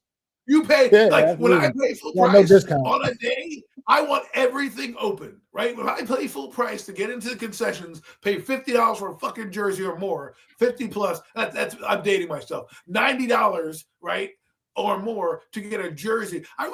Somebody went to a game recently and told me that they went to a baseball game or some type of shit. I forget what event it was, and they paid $90. They paid like $50 for some popcorn and a hot dog. Right, they got popcorn and a hot dog was fucking $50. I'm like, what are we talking about here? If I'm going to shell out all that money, like I'm going to a fucking resort casino, right, to pay all this money, and I go there and I see Billy Bob playing fucking dunk contest. What the fuck, man? Like, what am I doing? Where have I gone to where athletes don't even care about anymore? The Pro Bowl, they don't even put in pads anymore. I mean, you want to talk about the Pro Bowl? What a fucking joke that is, right? Flag football game. The only game that actually gave a shit, and even the baseball teams give a shit, was hockey. Hockey was the only all-star game that gave a shit. They played for something. They were like, oh, we're going to play for playoff seeding or whatever the fuck they were doing, right? And then baseball wised up to it and said, you know what? We'll do the same thing to make it more competitive. And now the NBA actually had a competitive all-star game this year because guys like Wemby were like, I'm not playing to just, run around. I'm playing this basketball. I want to give you my best. I want to showcase for the fans exactly what we come to see, an all-star game. So the fact that you do all this, you make it a hyped-up event, you pump out all this advertising to give me Billy Bob in the dunk contest is ridiculous. Okay, I'm just saying that's my one complaint about the NBA weekend is you showcase all these stars and then you give me the fucking runoff, the turds of the NBA team that nobody's ever heard of. Guys in the G League, D League, and F League that I don't ever will see unless I get garbage minutes, right? You asked about LeBron James' son, and you say garbage minutes. That's exactly the guys you see in the dunk contest are the guys that are going to get the garbage minutes in the game. And I think for a thing that, I came up with Mac towards the tail end of the era where I got to see stars in the All-Star game, in the dunk contest. I got to see legitimate fucking stars. I'll never forget where I was watching the Vince Carter. I was in my room. I was watching with my brother, and we jumped out of our seats when he put his hand in the rim. And we were like, oh, my goodness. And then when he did the dunk under the legs and over the back through the assist, we were like, oh, my God. And then Tracy McGrady was there nipping at his heels. That's how good it was. Jordan had Dominic Wilkins twice. Twice they did that shit, right? And we're sitting here getting undrafted rookie free agents who won't do nothing. I mean, that's the contrast where we're at. And I just think the NBA needs to do their fans a solid and say, we actually care about you. We want to bring the thing that you come in and covet the most back. And the stars should step up. And what's the difference between getting injured in the All-Star game or getting injured in a dunk contest? I understand the liabilities. I get it. Right? You don't want your guys jumping over cars. I get it, but who cares? It's entertainment purposes. But in the All-Star game, I want to see Kobe Bryant was in the dunk contest. What makes you better than everybody else that you can't do it? And I think the precedent was set when LeBron James didn't do the dunk contest for all the years that he was in the NBA. right? And I think he was kind of the guy that if he had broken that seal and was like, yep, I'm going to do it, I think you would have seen a lot more stars do it. And because of that kind of I'm better than this dunk contest error, you see, Max, you remember this? Baron Davis dunked with a headband on, right? Stevie Franchise had one of the best dunk contests. I said that guy was 6'3", could jump out the gym, right? But we got these guys who no one knows can't about. no more. He can't no more. I don't know. So he can't no more. I don't know if last time you seen Steve Francis, but he definitely can't jump out the fucking gym no more. That guy is a little butterball now, man. He need to get out the line. That's what happens to a lot of you guys. I mean, they get that money and they get that fat and happy. But I wish Iverson was too small to be in the dunk contest, but that would have been he was in the skills challenge, and so was John Stockton, Jason Kidd, a lot of these guys. So to land this plane, NBA do a better job and get actual stars out there that people want to see. It's one I understand you're showcasing young guys, but nobody's going to hear from these guys. And the NBA is different than any other sport. It's built on stars. The NBA is built on their stars, right? And you look at every other sport, you can say the NFL is built on teams. They have stars, but they're built on teams and rivalries and other things like that. Baseball, same kind of thing, right? The NBA is built on stars. Guys can drop 80 points on a fucking team and not win a game because they have fucking stars. Anthony Edwards was, before he went to the playoffs, was still good, right? And he still was getting accolades. And then they went to the playoffs, and now he's becoming even more of it. And now you have Wemby. Nobody knows anybody else in the fucking Spurs but that guy. Right. And here he is. If you're a casual fan like me, I don't know many other people on the Spurs, and here he is because the NBA is built on stars. The NFL is different. I recognize teams, I recognize logos, and because their heads are under helmets, I don't necessarily get to see their faces the same way. I mean, the NBA, they run around half naked anyways, right? Like they have nothing on. They're wearing these jerseys, these pants, right? They all look like women anyways. And there it is. And I just think for me, I like the All-Star game this year. I thought a well done All-Star game by the NBA was let down by the dunk contest, which was entertaining, but should have had stars in it. That's a great point you bring up too, right? It's like I remember growing up in the early 2000s too, is seeing how the dunk contest was such a can't miss event to an afterthought nowadays. So they used to have camcorders when they were sitting there. Shaq has camcorders. And they're like, oh, my God, like watching camcorders for all you young people out there are cameras. Now you can do it on your phone. Just think of the camera on your phone. It was back in the day, it wasn't handheld. Your camera phone was a piece of shit. So you had to actually use a camcorder to record shit. You know, that's how aging we are. We had VCRs too, which aren't around. But the point is that the stars came out. Even the NBA drew stars for that game. We don't even draw stars now. Why do I even watch? And I don't know your name, and I have to look at the card, and I look you up on Wikipedia, and you're like the third guard on your team. You're like the 15th man on the roster. Give me a break. Well, here the problem is, like back in the day, it was like the 3-point contest will warm you up on All-Star Weekend, man. But everybody knows what the show was. The show was everybody was there for the dunk contest, man. That was always it was a showmanship about it that just doesn't exist anymore. I mean, even with Dwight Howard when he was competing in dunk contest, he had he's a tall, big guy, standing near 7-footer or whatever. He had to have an edge, man. He came out there to one dunk contest with the court that was raised up a couple extra feet, like a 12-foot court, and dunked it, man, on like a 12-foot court, man. Like that's the kind of shit that just you don't see anymore. And I mean, there's a couple of guys still around. Like you said, you got the Levine's injured right now. I think, if I'm not mistaken, Zach Levine. I think he's injured right now anyway, so he wouldn't have been able to do it again. But like you got like an Aaron Gordon's. Why are guys like just not even coming back to like do it? Aaron Gordon, I don't remember if you remember that dunk contest. I think that was him and Zach Levine both. And that one year, yeah, man, putting on an absolute show. You know what I mean? Yeah, like we, just can't even get and they're not necessarily superstars, but they're still visible players that people you associate with, when you see them, you're like, okay, yeah, Aaron Gordon, okay, at least to that level. Like I said, I didn't know any of those four fuckers in the dunk contest, honestly. I mean, yeah, they said that one kid was Jason Richardson's son, okay, but I wouldn't have known anything about him otherwise. You know what I mean? Like the guy that won, who the hell is that guy? I don't know who the hell he is. You know what I mean? I don't know how much burn he gets for the Heat, but it's just to me, like you said, if at the very least reverse it, because that 3-point contest should have absolutely been the main event on All-Star Saturday night, because that 3-point contest was phenomenal. Like I said, dunk contest was entertaining and everything, but just like don't know who the hell those guys are. Like you said.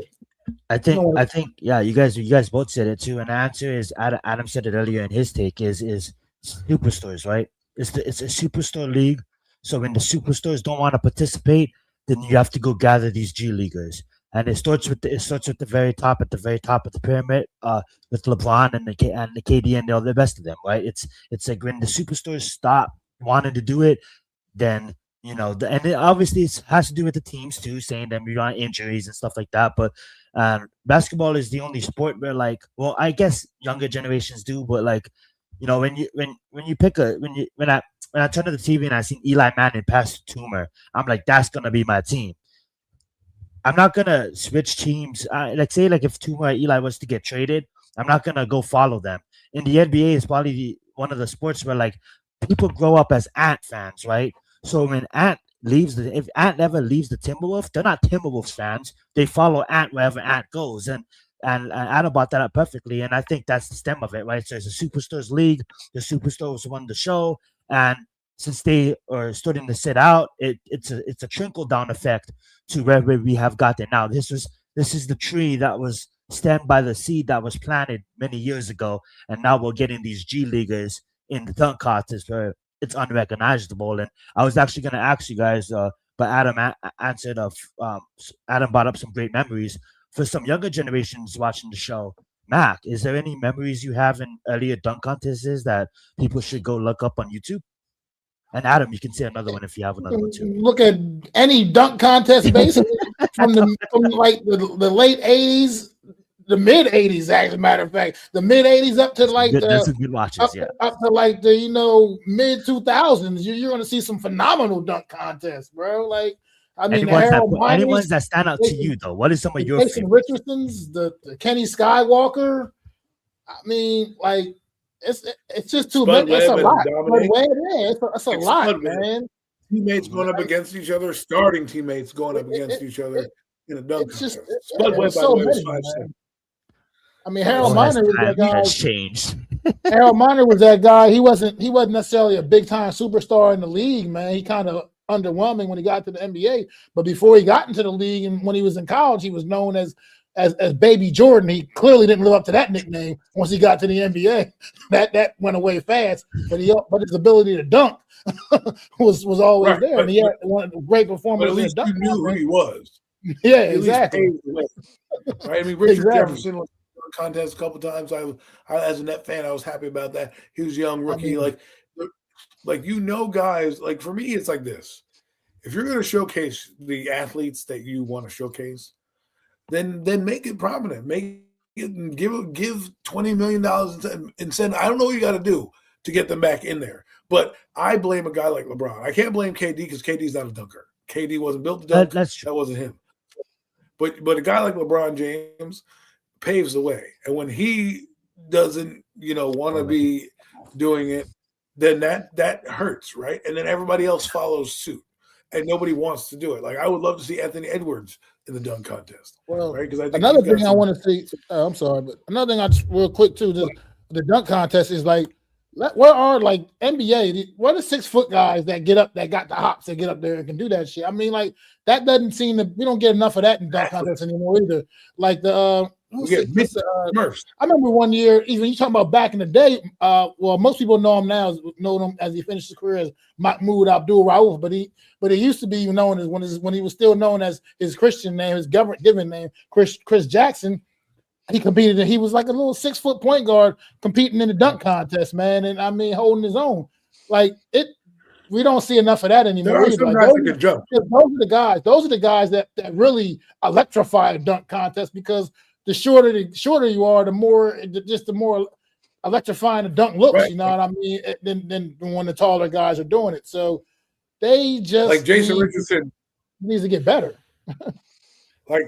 like the Jason Richardson kid. He had a dunk that if he completed it would have been a 50 with just the sheer size of who he was. But that was also the problem. Was the dunk he was trying to attempt, he couldn't do because his body type wasn't, didn't allow him to get there.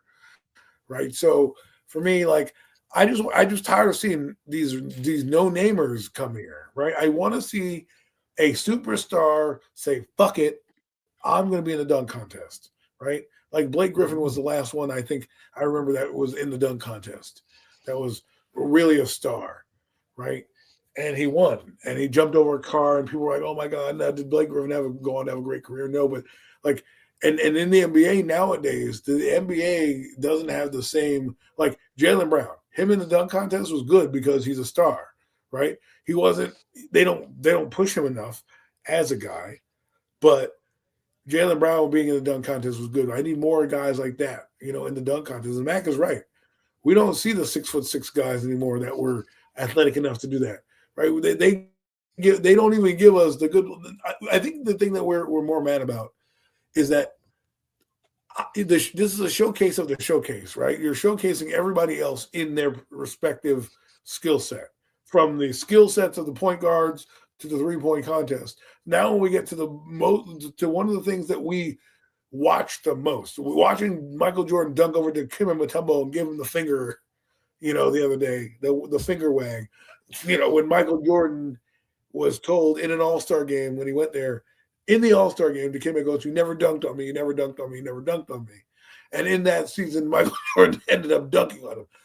I need those dogs back in the game. I need those guys to care. I don't know what it's going to take to do it, to get them back in the game. Well, but once a guy like LeBron and his petty ass leaves, maybe one of these guys will be like, let me do it. Right? Let me do it. I think it's up to because these kids don't grow up with the same thing that me and Matt grew up with. They're not going to grow up knowing like, look at this Vince Carter doing the unthinkable. Like I'm never going to see him do this in a game, and I don't really care, but I can see him do it here. Right? Instead, go ahead. That's what the travesty is about the dunk contest nowadays, because like I said, back in the day, the star guys that competed in it, they had that star power, that star energy. Like look at Cedric Sabalas when he put that blindfold around us. I mean, it was just the whole way to everything, to build up the way these guys did it. There's no swag with it anymore, man. Like, I mean, the guy that won it this past year, he was out there dancing around and all that. But yeah, like you said, who the hell was it? D Brown, the year when D Brown won it. That the pump kept pumping his shoes up. Just that something like that give you that little something extra, you know what I mean? That extra showmanship with it. It's like none of that doesn't really exist anymore. It's just such a bland competition, and yeah, they got to do better, man. Like I said, it's All-Star Weekend for a reason. People pay to see the stars. Like they're not paying to see these fucking guys that, like you said, play 1 minute a night. if that. They don't discount the tickets to see the bums. Yeah, I think so too. If I bought the ticket, I'd ask for my 10% discount. I said, "Can I get my 10% discount?" They're like, "Why? I didn't see 10% of the show. The show, the 10% I paid the money for it. Paying $300, $400, $500 for a fucking ticket and not get it. Like I was gonna say, it takes the younger generation though, right? It takes like someone like maybe like Ant, John Morant, like go and dunk and have that swag again, right? Imagine John Morant. I don't know if you guys seen the clip, but I don't know. There's a clip where you can put it up on YouTube. The highlight of Victor going in the rim and John Morant literally over Victor. Boom, and Victor. You look at the size difference. Boom, and dunks over Victor. There's videos of Ant. Anthony Edwards doing his thing at the Timberwolves. We need people like that to just stand above the rest and come on and be like, yo, text each other. Be like, I know all these fucking players talk. You know what I'm saying? So it's like, yo, let's just change the culture of the NBA dunk contest and bring it back to what it was. And it's gonna take younger players like that because what it is. I'm sorry, Zion. Finish your point. No, you're good. That's basically what it was. It's gonna take younger players like that because I don't think players like LeBron or the older heads is gonna do dunk contests. You know what I'm saying? Go ahead, Matt. My thing is with the superstar thing is I don't want LeBron to do it. No, that's my point. That's my point. My thing with these guys are like Anthony Edwards and John Morant to do it. Go ahead. It's a fear thing. These stars, they scared to lose. and that's ridiculous. That's just it's a cop out. Michael Jordan, I think, lost to Kenny Skywalker. Kenny Skywalker was just relatively. I mean, he was a known basketball player, but he wasn't like, you know what I mean. He wasn't Michael Jordan, you know what I mean. But at the same time, went out there in that dunk contest and he got the W over Jordan. I'm pretty sure Jordan was in that dunk contest that year when Kenny Skywalker won. It was so long ago I can't remember exactly, but that's the point where these guys like for instance, well, just for the sake of let's just use LeBron because it's the easiest name to use real quick. LeBron, like say a guy like LeBron goes and competes in a dunk contest, he'd be embarrassed because if he loses to who's the little white guy that won the last couple of years or whatever that like won like 3 years in a row. Would it be embarrassed to lose to that dude? I mean, you talking about Mac? Yeah, like it'd be okay. It's unfortunate LeBron, this little unknown guy got you, you know what I mean? But people still wanted to see you compete, and you gave the fans what they wanted to see still, regardless whether you win. It's not really about that. Just go out there and give the fans what they pay money for. I think it's like the whole low management thing. This whole I'm glad they're starting to step up and try to take measures to keep these teams from like tanking the way they've been tanking. I'm not worried about in the judging. NBA. We don't care about the judging. No, man. We care about the star power. It's just the fact that it like all this low management bullshit. Like if I pay my money to go to a game, I want to see the guys. Like if you're injured, okay, that's one thing. Fuck it, you can't play if you're injured legitimately.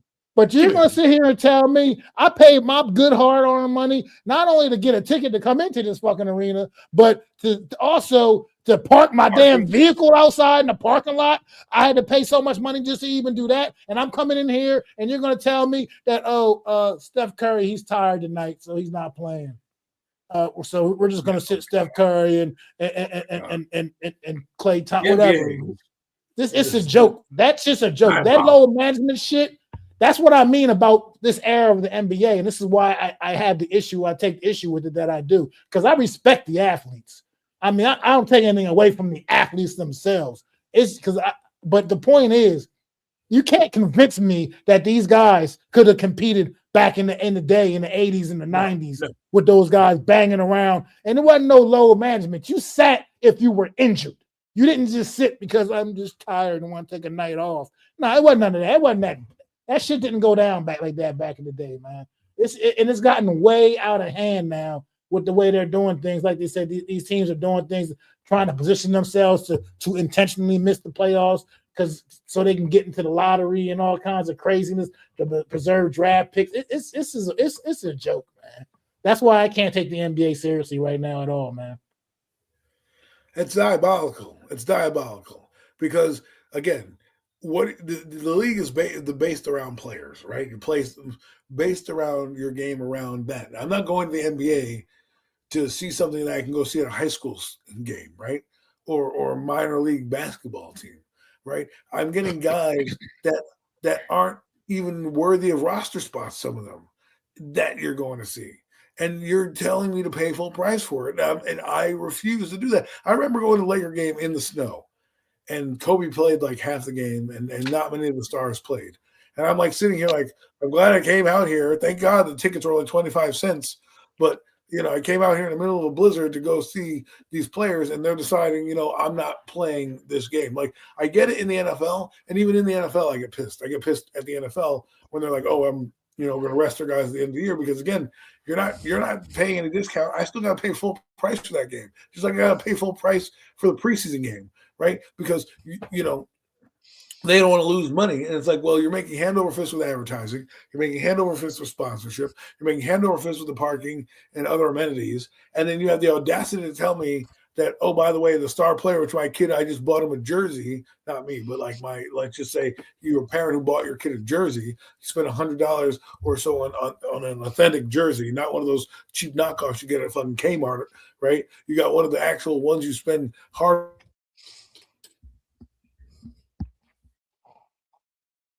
Lost you. Yeah, hard-earned money on, and then he's gonna sit the night. I think that's what he's gonna land. $700. There he is. Yeah.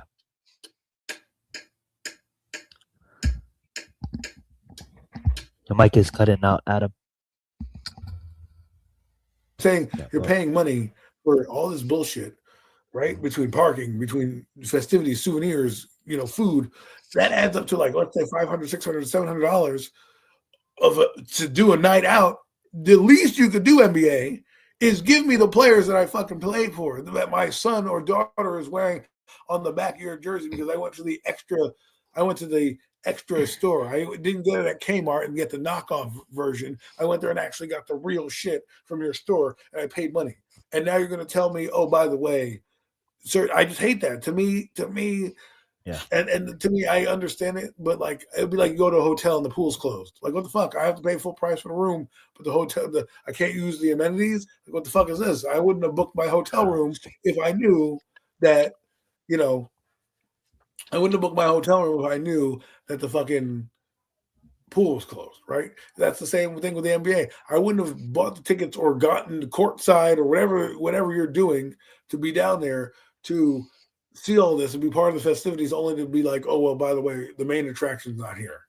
It just, Yeah. It's just an idiot shit. Yeah, and I do get your point, Nomads. I do get it, because yes, the NBA has done a really good job on fixing it. The policies has been in place, but to Adam's points too, it's the lineup. The lineup lock window is so late now that a lot of times nowadays, yes, they fix the load management and the players can get fined if they don't play as much games. That's totally understandable, and I do agree with you on that. But it's also to a point where the lock is so late to lock in the lineups, the starting lineups and stuff like that, that sometimes too it could be a point where like you really bought your tickets and everything, like Adam just said, you're in your seat, and then this day and age you get late news. Maybe you go to a Clippers game and then you bought $110 Harden jersey and he's the Kawhi jersey, right? And then like you sit down at your seat, and then like the tip off is 2 minutes away, and then Harden's gonna rest for the night because he's monitoring an injury. It happens too often in this day and age. Whereas in the earlier days of the NBA, you had to be absolutely you couldn't walk. A little sprained ankle is not going to stop you from going out there and still playing.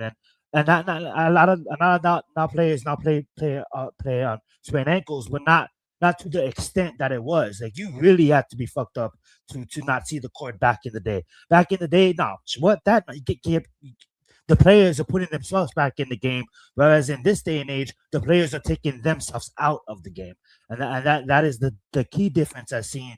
But basketball was way more physical back then than it was nowadays. And I'm a bridge generation, because I grew up in the late 90s, early 2000s, and I can see the transition of what the game has came today, and I can only imagine what Mac and Adam seen before my NBA time with Kobe and those guys. But that being said, guys, it is about 1:37, so we're probably going to be wrapping up this show. I just want to ask the co-host. I know the draft's coming. Let me say one more thing real quick. Yeah. About this before because like it frustrates me, because like I say, as just a hardworking individual that I am, you know what I mean? I got to get up every day, go to fuck to work. Some days I don't feel like it. Some days I'm pretty sick. I wish I could just take a day off because I'm not feeling well. No. And I don't get paid a fraction of what these fuckers get paid. And it bothers me, because you get paid all this money and you're going to tell me there's nothing wrong with you, but I'm just going to take a night off because I'm tired and just don't feel like playing tonight. Like, give me a break. To me, that's just unacceptable. It's unacceptable. I don't care how many times you do it. If you're not injured, you fucking go out there and play. That's what you get paid to do. I think that's the mindset of athletes. It's like the guy, like James Conn said on the program, are you injured or are you hurt? And then Omar said, what's the difference? I said, what's the difference? He said, well, if you're injured, if you're hurt, you can still get up and go out there and play. He said, but if you're injured, you can't. That's the difference. You know what I mean? Are you injured or are you hurt? You get paid a lot of money. Go out there and do what you get paid to do. That's just that's all I ask. Is that too much to ask? Is it too much to ask for you to go do your job? When I hear a figure skater in the 1990s getting injections and getting stitches in her leg and going out and winning the gold medal, that's the type of shit I'm talking about. That woman is not getting paid half as much as NBA players were, and she went out and performed. The thing is, to me, like, I know that when I was a kid, I never wanted to come off the court if I won. I may not have been good, but I never wanted to come off the court because it was about being a competitor. These kids nowadays are so pampered that it's hard for them to understand hard work, right? Oh my God. Like in baseball too. Like guys are on the 15-day DLs for fucking blisters. Like blisters? What are we fucking doing here? Like we lance that shit, put a Band-Aid on that shit and get back out there. Like I understand pitchers, right? You want to talk about the biggest joke of a fucking position? Those people pitch every other night. They pitch every other night. Like, what are we talking about here, right? So, it's in every fucking sport. The only sport that's not in it is football. But the football, they become basketball and turf now. They're trying to switch everybody in and out and have packages for everybody and all this other bullshit. You know, guys can't even play 60 plays anymore because there's always got to be somebody switching out or analytics. You know what I'm saying? I'm not saying go back to old school where like you're eating salt tablets, you know, because you're not getting water. I'm not saying do that shit. I understand hydration and your body and all that shit needs to be. I'm talking about the competitive spirit. It gets lost on these children because they want to come in and cry about, oh, well, I don't want to play 82 games this year. Motherfucker, how many games are in a season? How many did you sign up for? Did you sign up for 40? Because I'm only going to give you half your fucking salary. You know what I mean? Like, that's what it is. If Mac decided not to go to work for half the time or me, then like they'll either fire me or give me half my salary. And then I'm going to be like, well, what about and then I go, what about the rest of my salary? They're going to be like, what do you mean, what about the rest of your salary? You didn't show up for the rest of this time. So why am I going to pay you? That guy who misses that load management game, guess what? He's still getting his fucking game check, right? He's still getting his game check. He did nothing in the game. But you still went out and paid your money. It's like Lindsey Vonn. Lindsey Vonn went out there, competed, 40-year-old competing in the Olympics with a torn ACL. Like, come on, man. This is what I'm talking about. Us all, like, that's just because she wanted to make sure she went out there, go out there and compete for her country. And she wasn't going to let a torn ACL stop her, even though that it led to even a more serious injury. But unfortunately, that she still had that fire, the desire to go out there and compete, not just say, I'm gonna take this one off, because she obviously it's not likely she's getting another opportunity. You know what I mean? So she went out there and did what she had to do. And I mean, look at Carrie Shrug and back in '96 in the Atlanta games. If anybody knows that story about her, her ankle was torn up, wrecked, but she had to go out there and she had to stick that vault to get the gold medal for that, to secure the gold medal for the women's Olympics team.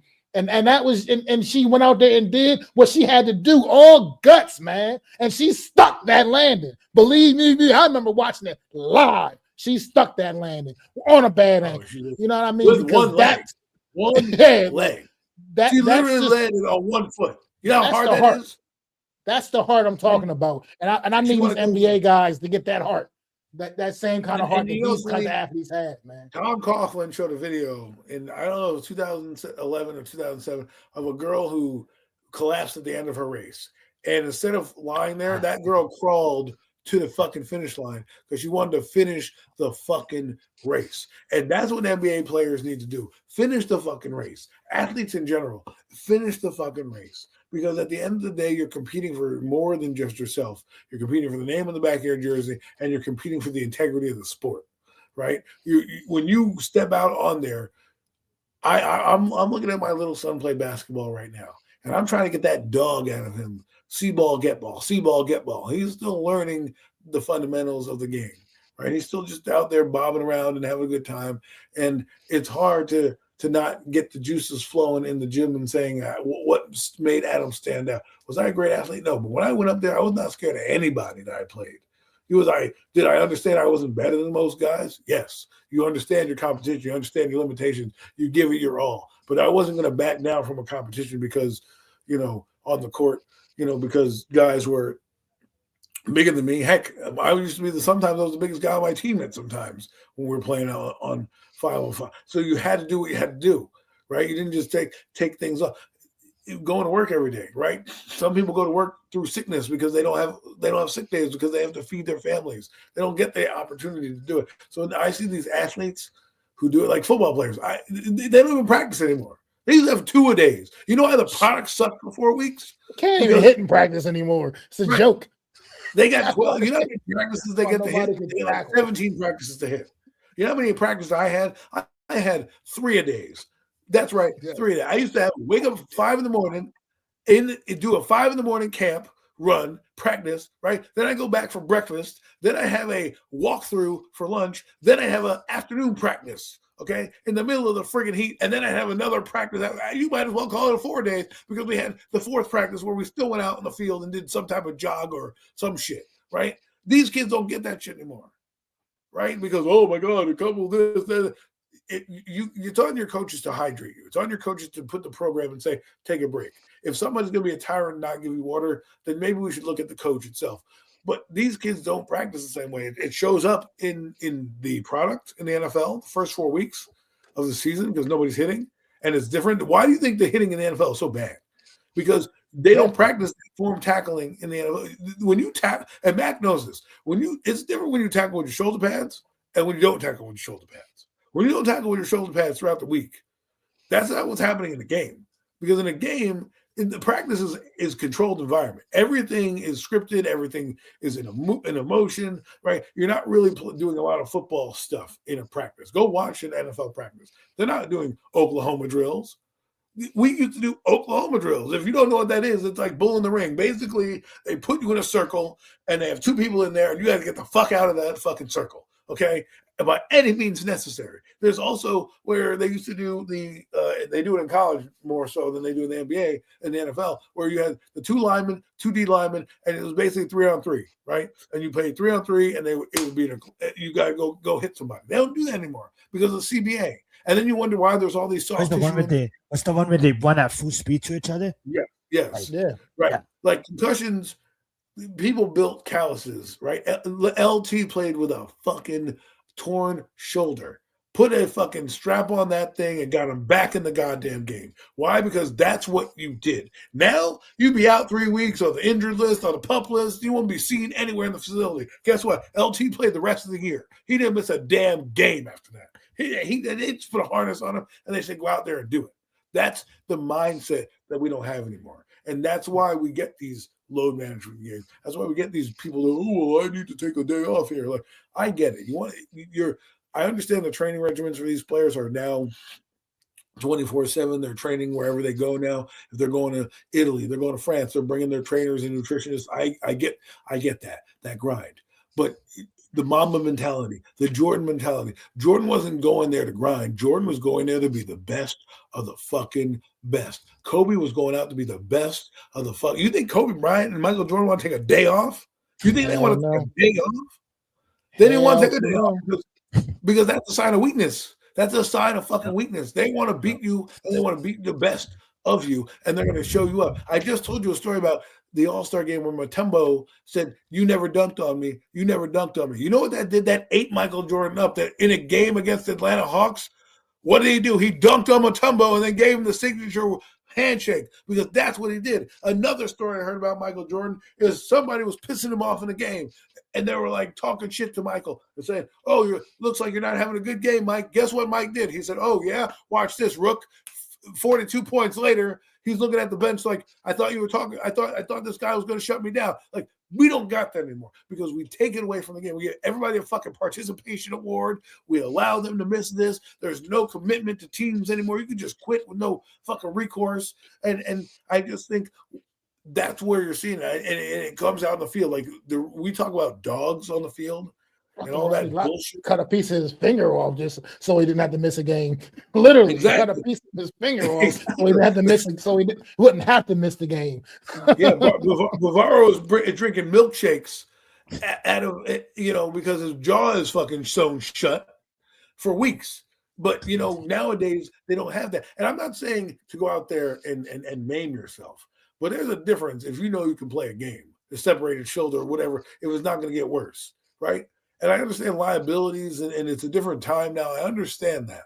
But I think the mental desire to be great is lost. I think people are okay with being okay, and they're okay with just going through the motions. Like, to me, if I'm a competitor, I want to compete every night. Like, what do you hear about that? I'm going to land this plane now. What do you hear about these guys when they lose their retirement? They hear, oh, I missed the camaraderie, I missed the competitiveness. I'm a competitor. You know what Michael Jordan does? Michael Jordan still competes to this day. By the way, he won a championship in NASCAR Daytona 500. His team won. Let's just slip that in there for you. I know a lot of people thought he was touching a little child. He was not. He was taking the ice out of that kid's back. But he wins championships everywhere he goes. He's competitive. He wished he was out on the race in the race car. Like Michael Jordan's in his 60s, and he still has that drive to compete, to be the best. I heard stories about this guy beating people in practice one-on-one because he just didn't want to lose. In bets, same thing. He went out with a guy on. They bet him a night in the game. They bet on like how much he would have, and the guy was telling him, "Oh, Mike, you're gonna owe me money. Mike, you're gonna owe me money." Before you know it, the guy's owing Mike Jordan money because there was just that drive, and we don't have that anymore. And I think that's why you see all this bullshit, pussy ass type of sports. And a lot of these injuries happen because we don't build callus. Imagine if a boxer went out, didn't do any sparring, only did shadow boxing, and then went out and fought a 12-round fight. It ain't going to look good. I mean, Eli was a tough guy. You're right. I mean, that 2007 season, separated shoulder week 2, and just went out there and he didn't miss a beat, didn't miss the game. They read the whole season. But a separated shoulder playing the quarterback position. Who went out there and led the Giants to a Super Bowl that year, man. I mean, that's just something else on Eli's resume. He doesn't get nearly enough credit for. It's his absolute toughness, man. Because they broke that streak. Had they not broken that streak, I think he's in the Hall of Fame. Yeah, it's just, I can't believe they did that. Had they not boxed the way they did, he's probably in the Hall of Fame. But that's a story. You know me and my stance on the Hall of Fame. Fucking jokes of a joke. You might as well call it the Hall of Shame the way they're putting these guys in. Yeah, I agree with everything you guys said. It's just sad, and I see it in all walks of life too. Not only sports, you see it in music, you see it in movies. You know, everything is just it's changed. And another thing I want to point out too, with the NBA, one thing I don't like about them too is like how like the first 3 weeks of February and the last weeks of March, teams are so worried about like draft stock and lottery or like it's All-Star weekend and trades that like you literally is a trash lineups. Like all the starters, all the bench players are benched, and it's literally like players you don't even know. And like you have 83, 82 games in the season, and I swear like 16 and 17 of those games is just non-factor games because it's All-Star weekend's approaching and trade deadlines is approaching, and let's not play these players. And you look at the roster and nobody knows is playing. Like nobody. It's just like who is this guy? That guy came up that guy got elevated from the G League just to play in this game. It's gotten really weird. You also got to look at the ownership too, because that's a shame. Yeah, that's a shame too. Like if you're ownership and I owned a team and guys aren't playing because they're tired, I would go down to coach and be like, "What the hell are we doing? What the hell are we doing?" Well, we want to take I understand why the Giants don't tank, right? Because John Mara doesn't want to sit out there and watch a losing product. Yes. Now we know why. We know why the Giants need to tank, not because we want to see them lose, but because we understand what it meant to getting a quarterback and things of that ilk. We don't want to see them tank every year, but the year we need a quarterback, you want to see them tank. Right now, last year we had Jackson Dart. I didn't want to see them tank last year. I wanted them to win games and have fun. Right? They sucked for many other reasons. Jackson Dart not being one of them. But now this year, what do you have? You have more of a with the new coaching staff. You have a renewed sense of self. Right? I don't want to see losing. If I'm an owner, I understand where John Mara is coming from and like saying, "Hey, I don't want to see this." But if your team's abysmal and you need to fight for the first round, I get it, right? You're injured. Like if your guy, like for example, let's use you bring over Jimmy Butler. He's fucking injured in and out of the lineup, right?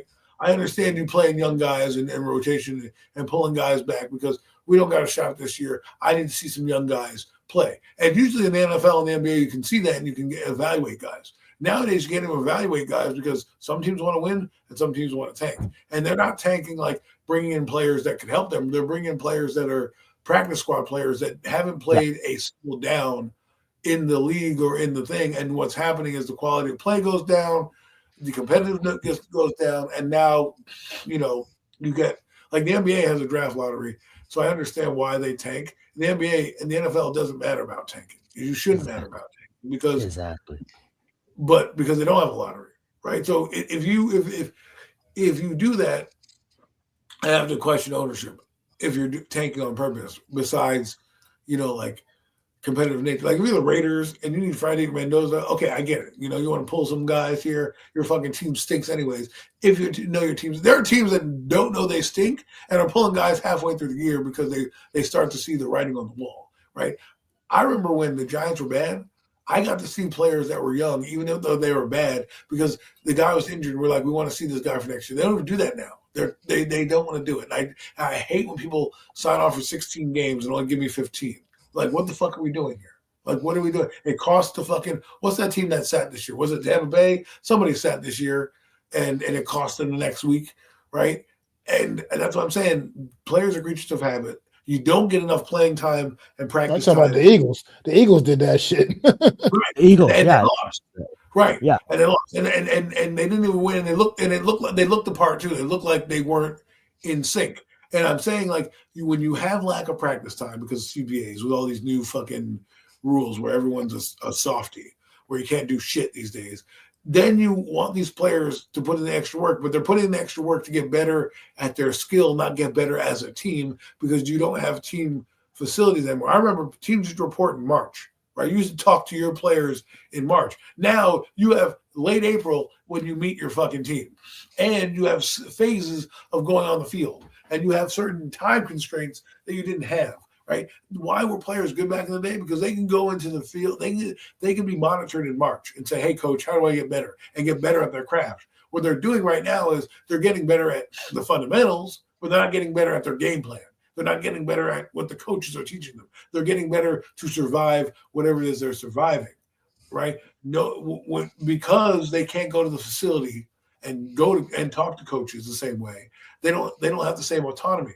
Your QB coach is not necessarily doing, unless you're requesting it, right? Unless your QB coach is talking with, and I'm talking about your personal trainer coach, is talking to your actual offensive coordinator and getting the right things. All you're doing is getting, like Jackson, I'm working on my footwork. Am I working on my footwork for the new system, or am I working on my footwork just to work on my footwork? Like that's where we're at right now. We're not at the time where people are getting better at their craft with their coaches. They're getting better at their craft to just be better at their craft. And they're not working with the actual guys that they're working with day in and day out. They're working with their personal trainer and they're this and they're that. And then when they get to the actual sport itself, then they have to relearn everything, because now you have to learn the system that is now being put in place, right? Whereas where I grew up and when Mac was watching football, you can go in March. Your system's already done. Like if you listen to John Harbaugh's interview, right? He's like, by the time you walk in April, we're already like by where we would be at training camp. Like that's how your mentality has to be, right? That's not you. That's not every NBA team. That's not every NFL team. Some teams are just installing their stuff. Harbaugh wants to be like, once you get in the building, like whenever you're in the meetings and we get on that field, it's not like we're learning. It's like we're already in phase 3, not in phase 1. And you never got that. You lost it in the new collective bargaining agreement because the players thought it was too much. And you lose the product of the game because guys get in trouble more because they're not around the facility. Guys don't train the same way and train properly because they're training. Like when you watch Malik Neighbors train, he's doing agility drills. I don't see him running the routes that you need and the things that you need. You're running those like Odell Beckham show you all those things. Damn, that's old school right there, bookends. That is old school. Exactly. Guys need to be knocked the fuck out before you call the fight. Now they get to their feet and they have a drop of blood and they're like, oh, that's it.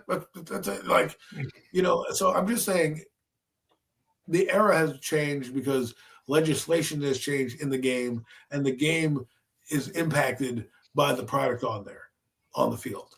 And I just think I think what we need to get back to is giving me my players. I need to see my stars, God damn it. If I pay for money, I don't care if it's week 16. I want to see the starting lineup in week 16. I went to a Dallas Cowboy game against the Giants in 2004, Eli Manning's rookie year. Each team played their starters. It was a contentious game. I got to watch Eli Manning audible for the win with Tiki Barber. Whether it was a dummy audible or not, it still worked out. But I got to watch Eli Manning that game, and it meant the world to me because this is a meaningless football game, and here's the rookie playing his heart out. Jackson Dart, same thing with the Cowboys this year. Yeah. I would say that to add on to that is teams didn't know how to have patience again. If nobody had patience with Peyton Manning, if nobody had patience with John Elway, right? We're so fast to expect these young quarterbacks to come in and actually relearn a whole new system, a whole new game. Like college, the hashes are like 40 feet apart. But the NFL, it's only 18, so it's a whole different field.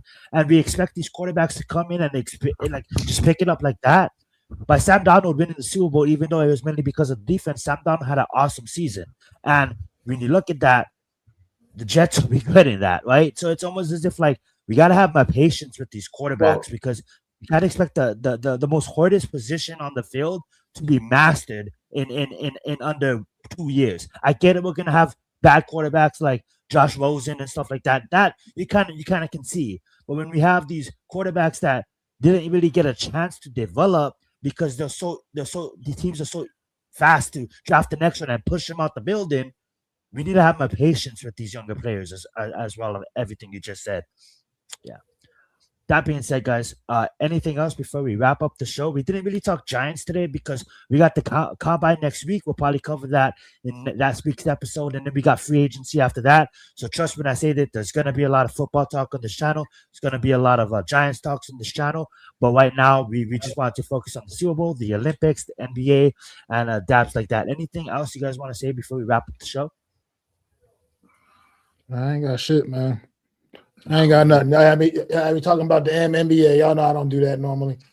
But we thought the throwback days of the Olympics, man. I just want to say this: the knowledge that these guys have about the Olympics and how far back it was really interesting to me because you never knew who knows what and who watches what. I mean, Mac's out watching late night. Lacrosse on, the ACC network and the Big Ten now where he's watching, slam ball that's coming on Spike TV, back in the day. So, I don't watch handball. I don't watch handball matchups. I don't care. I like watching stuff that not necessarily just the usual thing. It's always interesting. It's always kind of interesting. I love beach volleyball in the Olympics. Some of them, so you can't. I watch all the beach volleyball. You know what I just seen a couple months ago is they're having drone races now on ESPN. I'm like, we're living in a whole new time. Yeah, they had cornhole on ESPN too, and darts on NBC. I mean, that's how what sporting event I watched that really a sporting event is that car auctions. They put it like NBC Sports. That's so the grand annual pedigree dog event. You watch the Puppy Bowl. Nice. Word, no Mets. Absolutely. Absolutely. That's what always gets my attention every time. Why did you get for the aerodynamics? We're not there for the game. Come on. That is funny. Hell yeah. Well, I'm gonna pass the mic back over to Matt. One last thing. It's like women's tennis when you hear them when they hear them grunt and stuff. You're not watching the women's tennis to watch the women's tennis.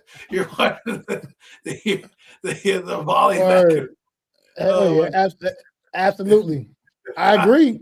I do agree. It adds an extra, something to the game. It does. I totally agree with you on that. I'm sorry.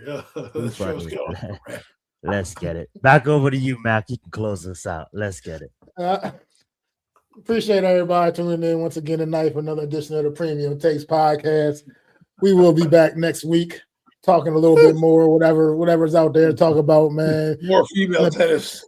Wrapping up the Olympics, whatever. Talk about some more beach volleyball, whatever. Whatever's on our mind, obviously. You know what I mean? We're going to do what it is we're going to do, man. Throw them fours up. Get them fours up for our guy, the one and only NYG, Jeffy T, always still with us, man. Never going to forget about Jeff, man. Man, we'll be back. I am Macdagiantsfan. As Zion Zenith. And that is Adam Costas, man. Go ahead and like, subscribe, and ring that bell, man, for us all, bro. And we'll be back next week. This has been an edition of the Premium Takes Podcast.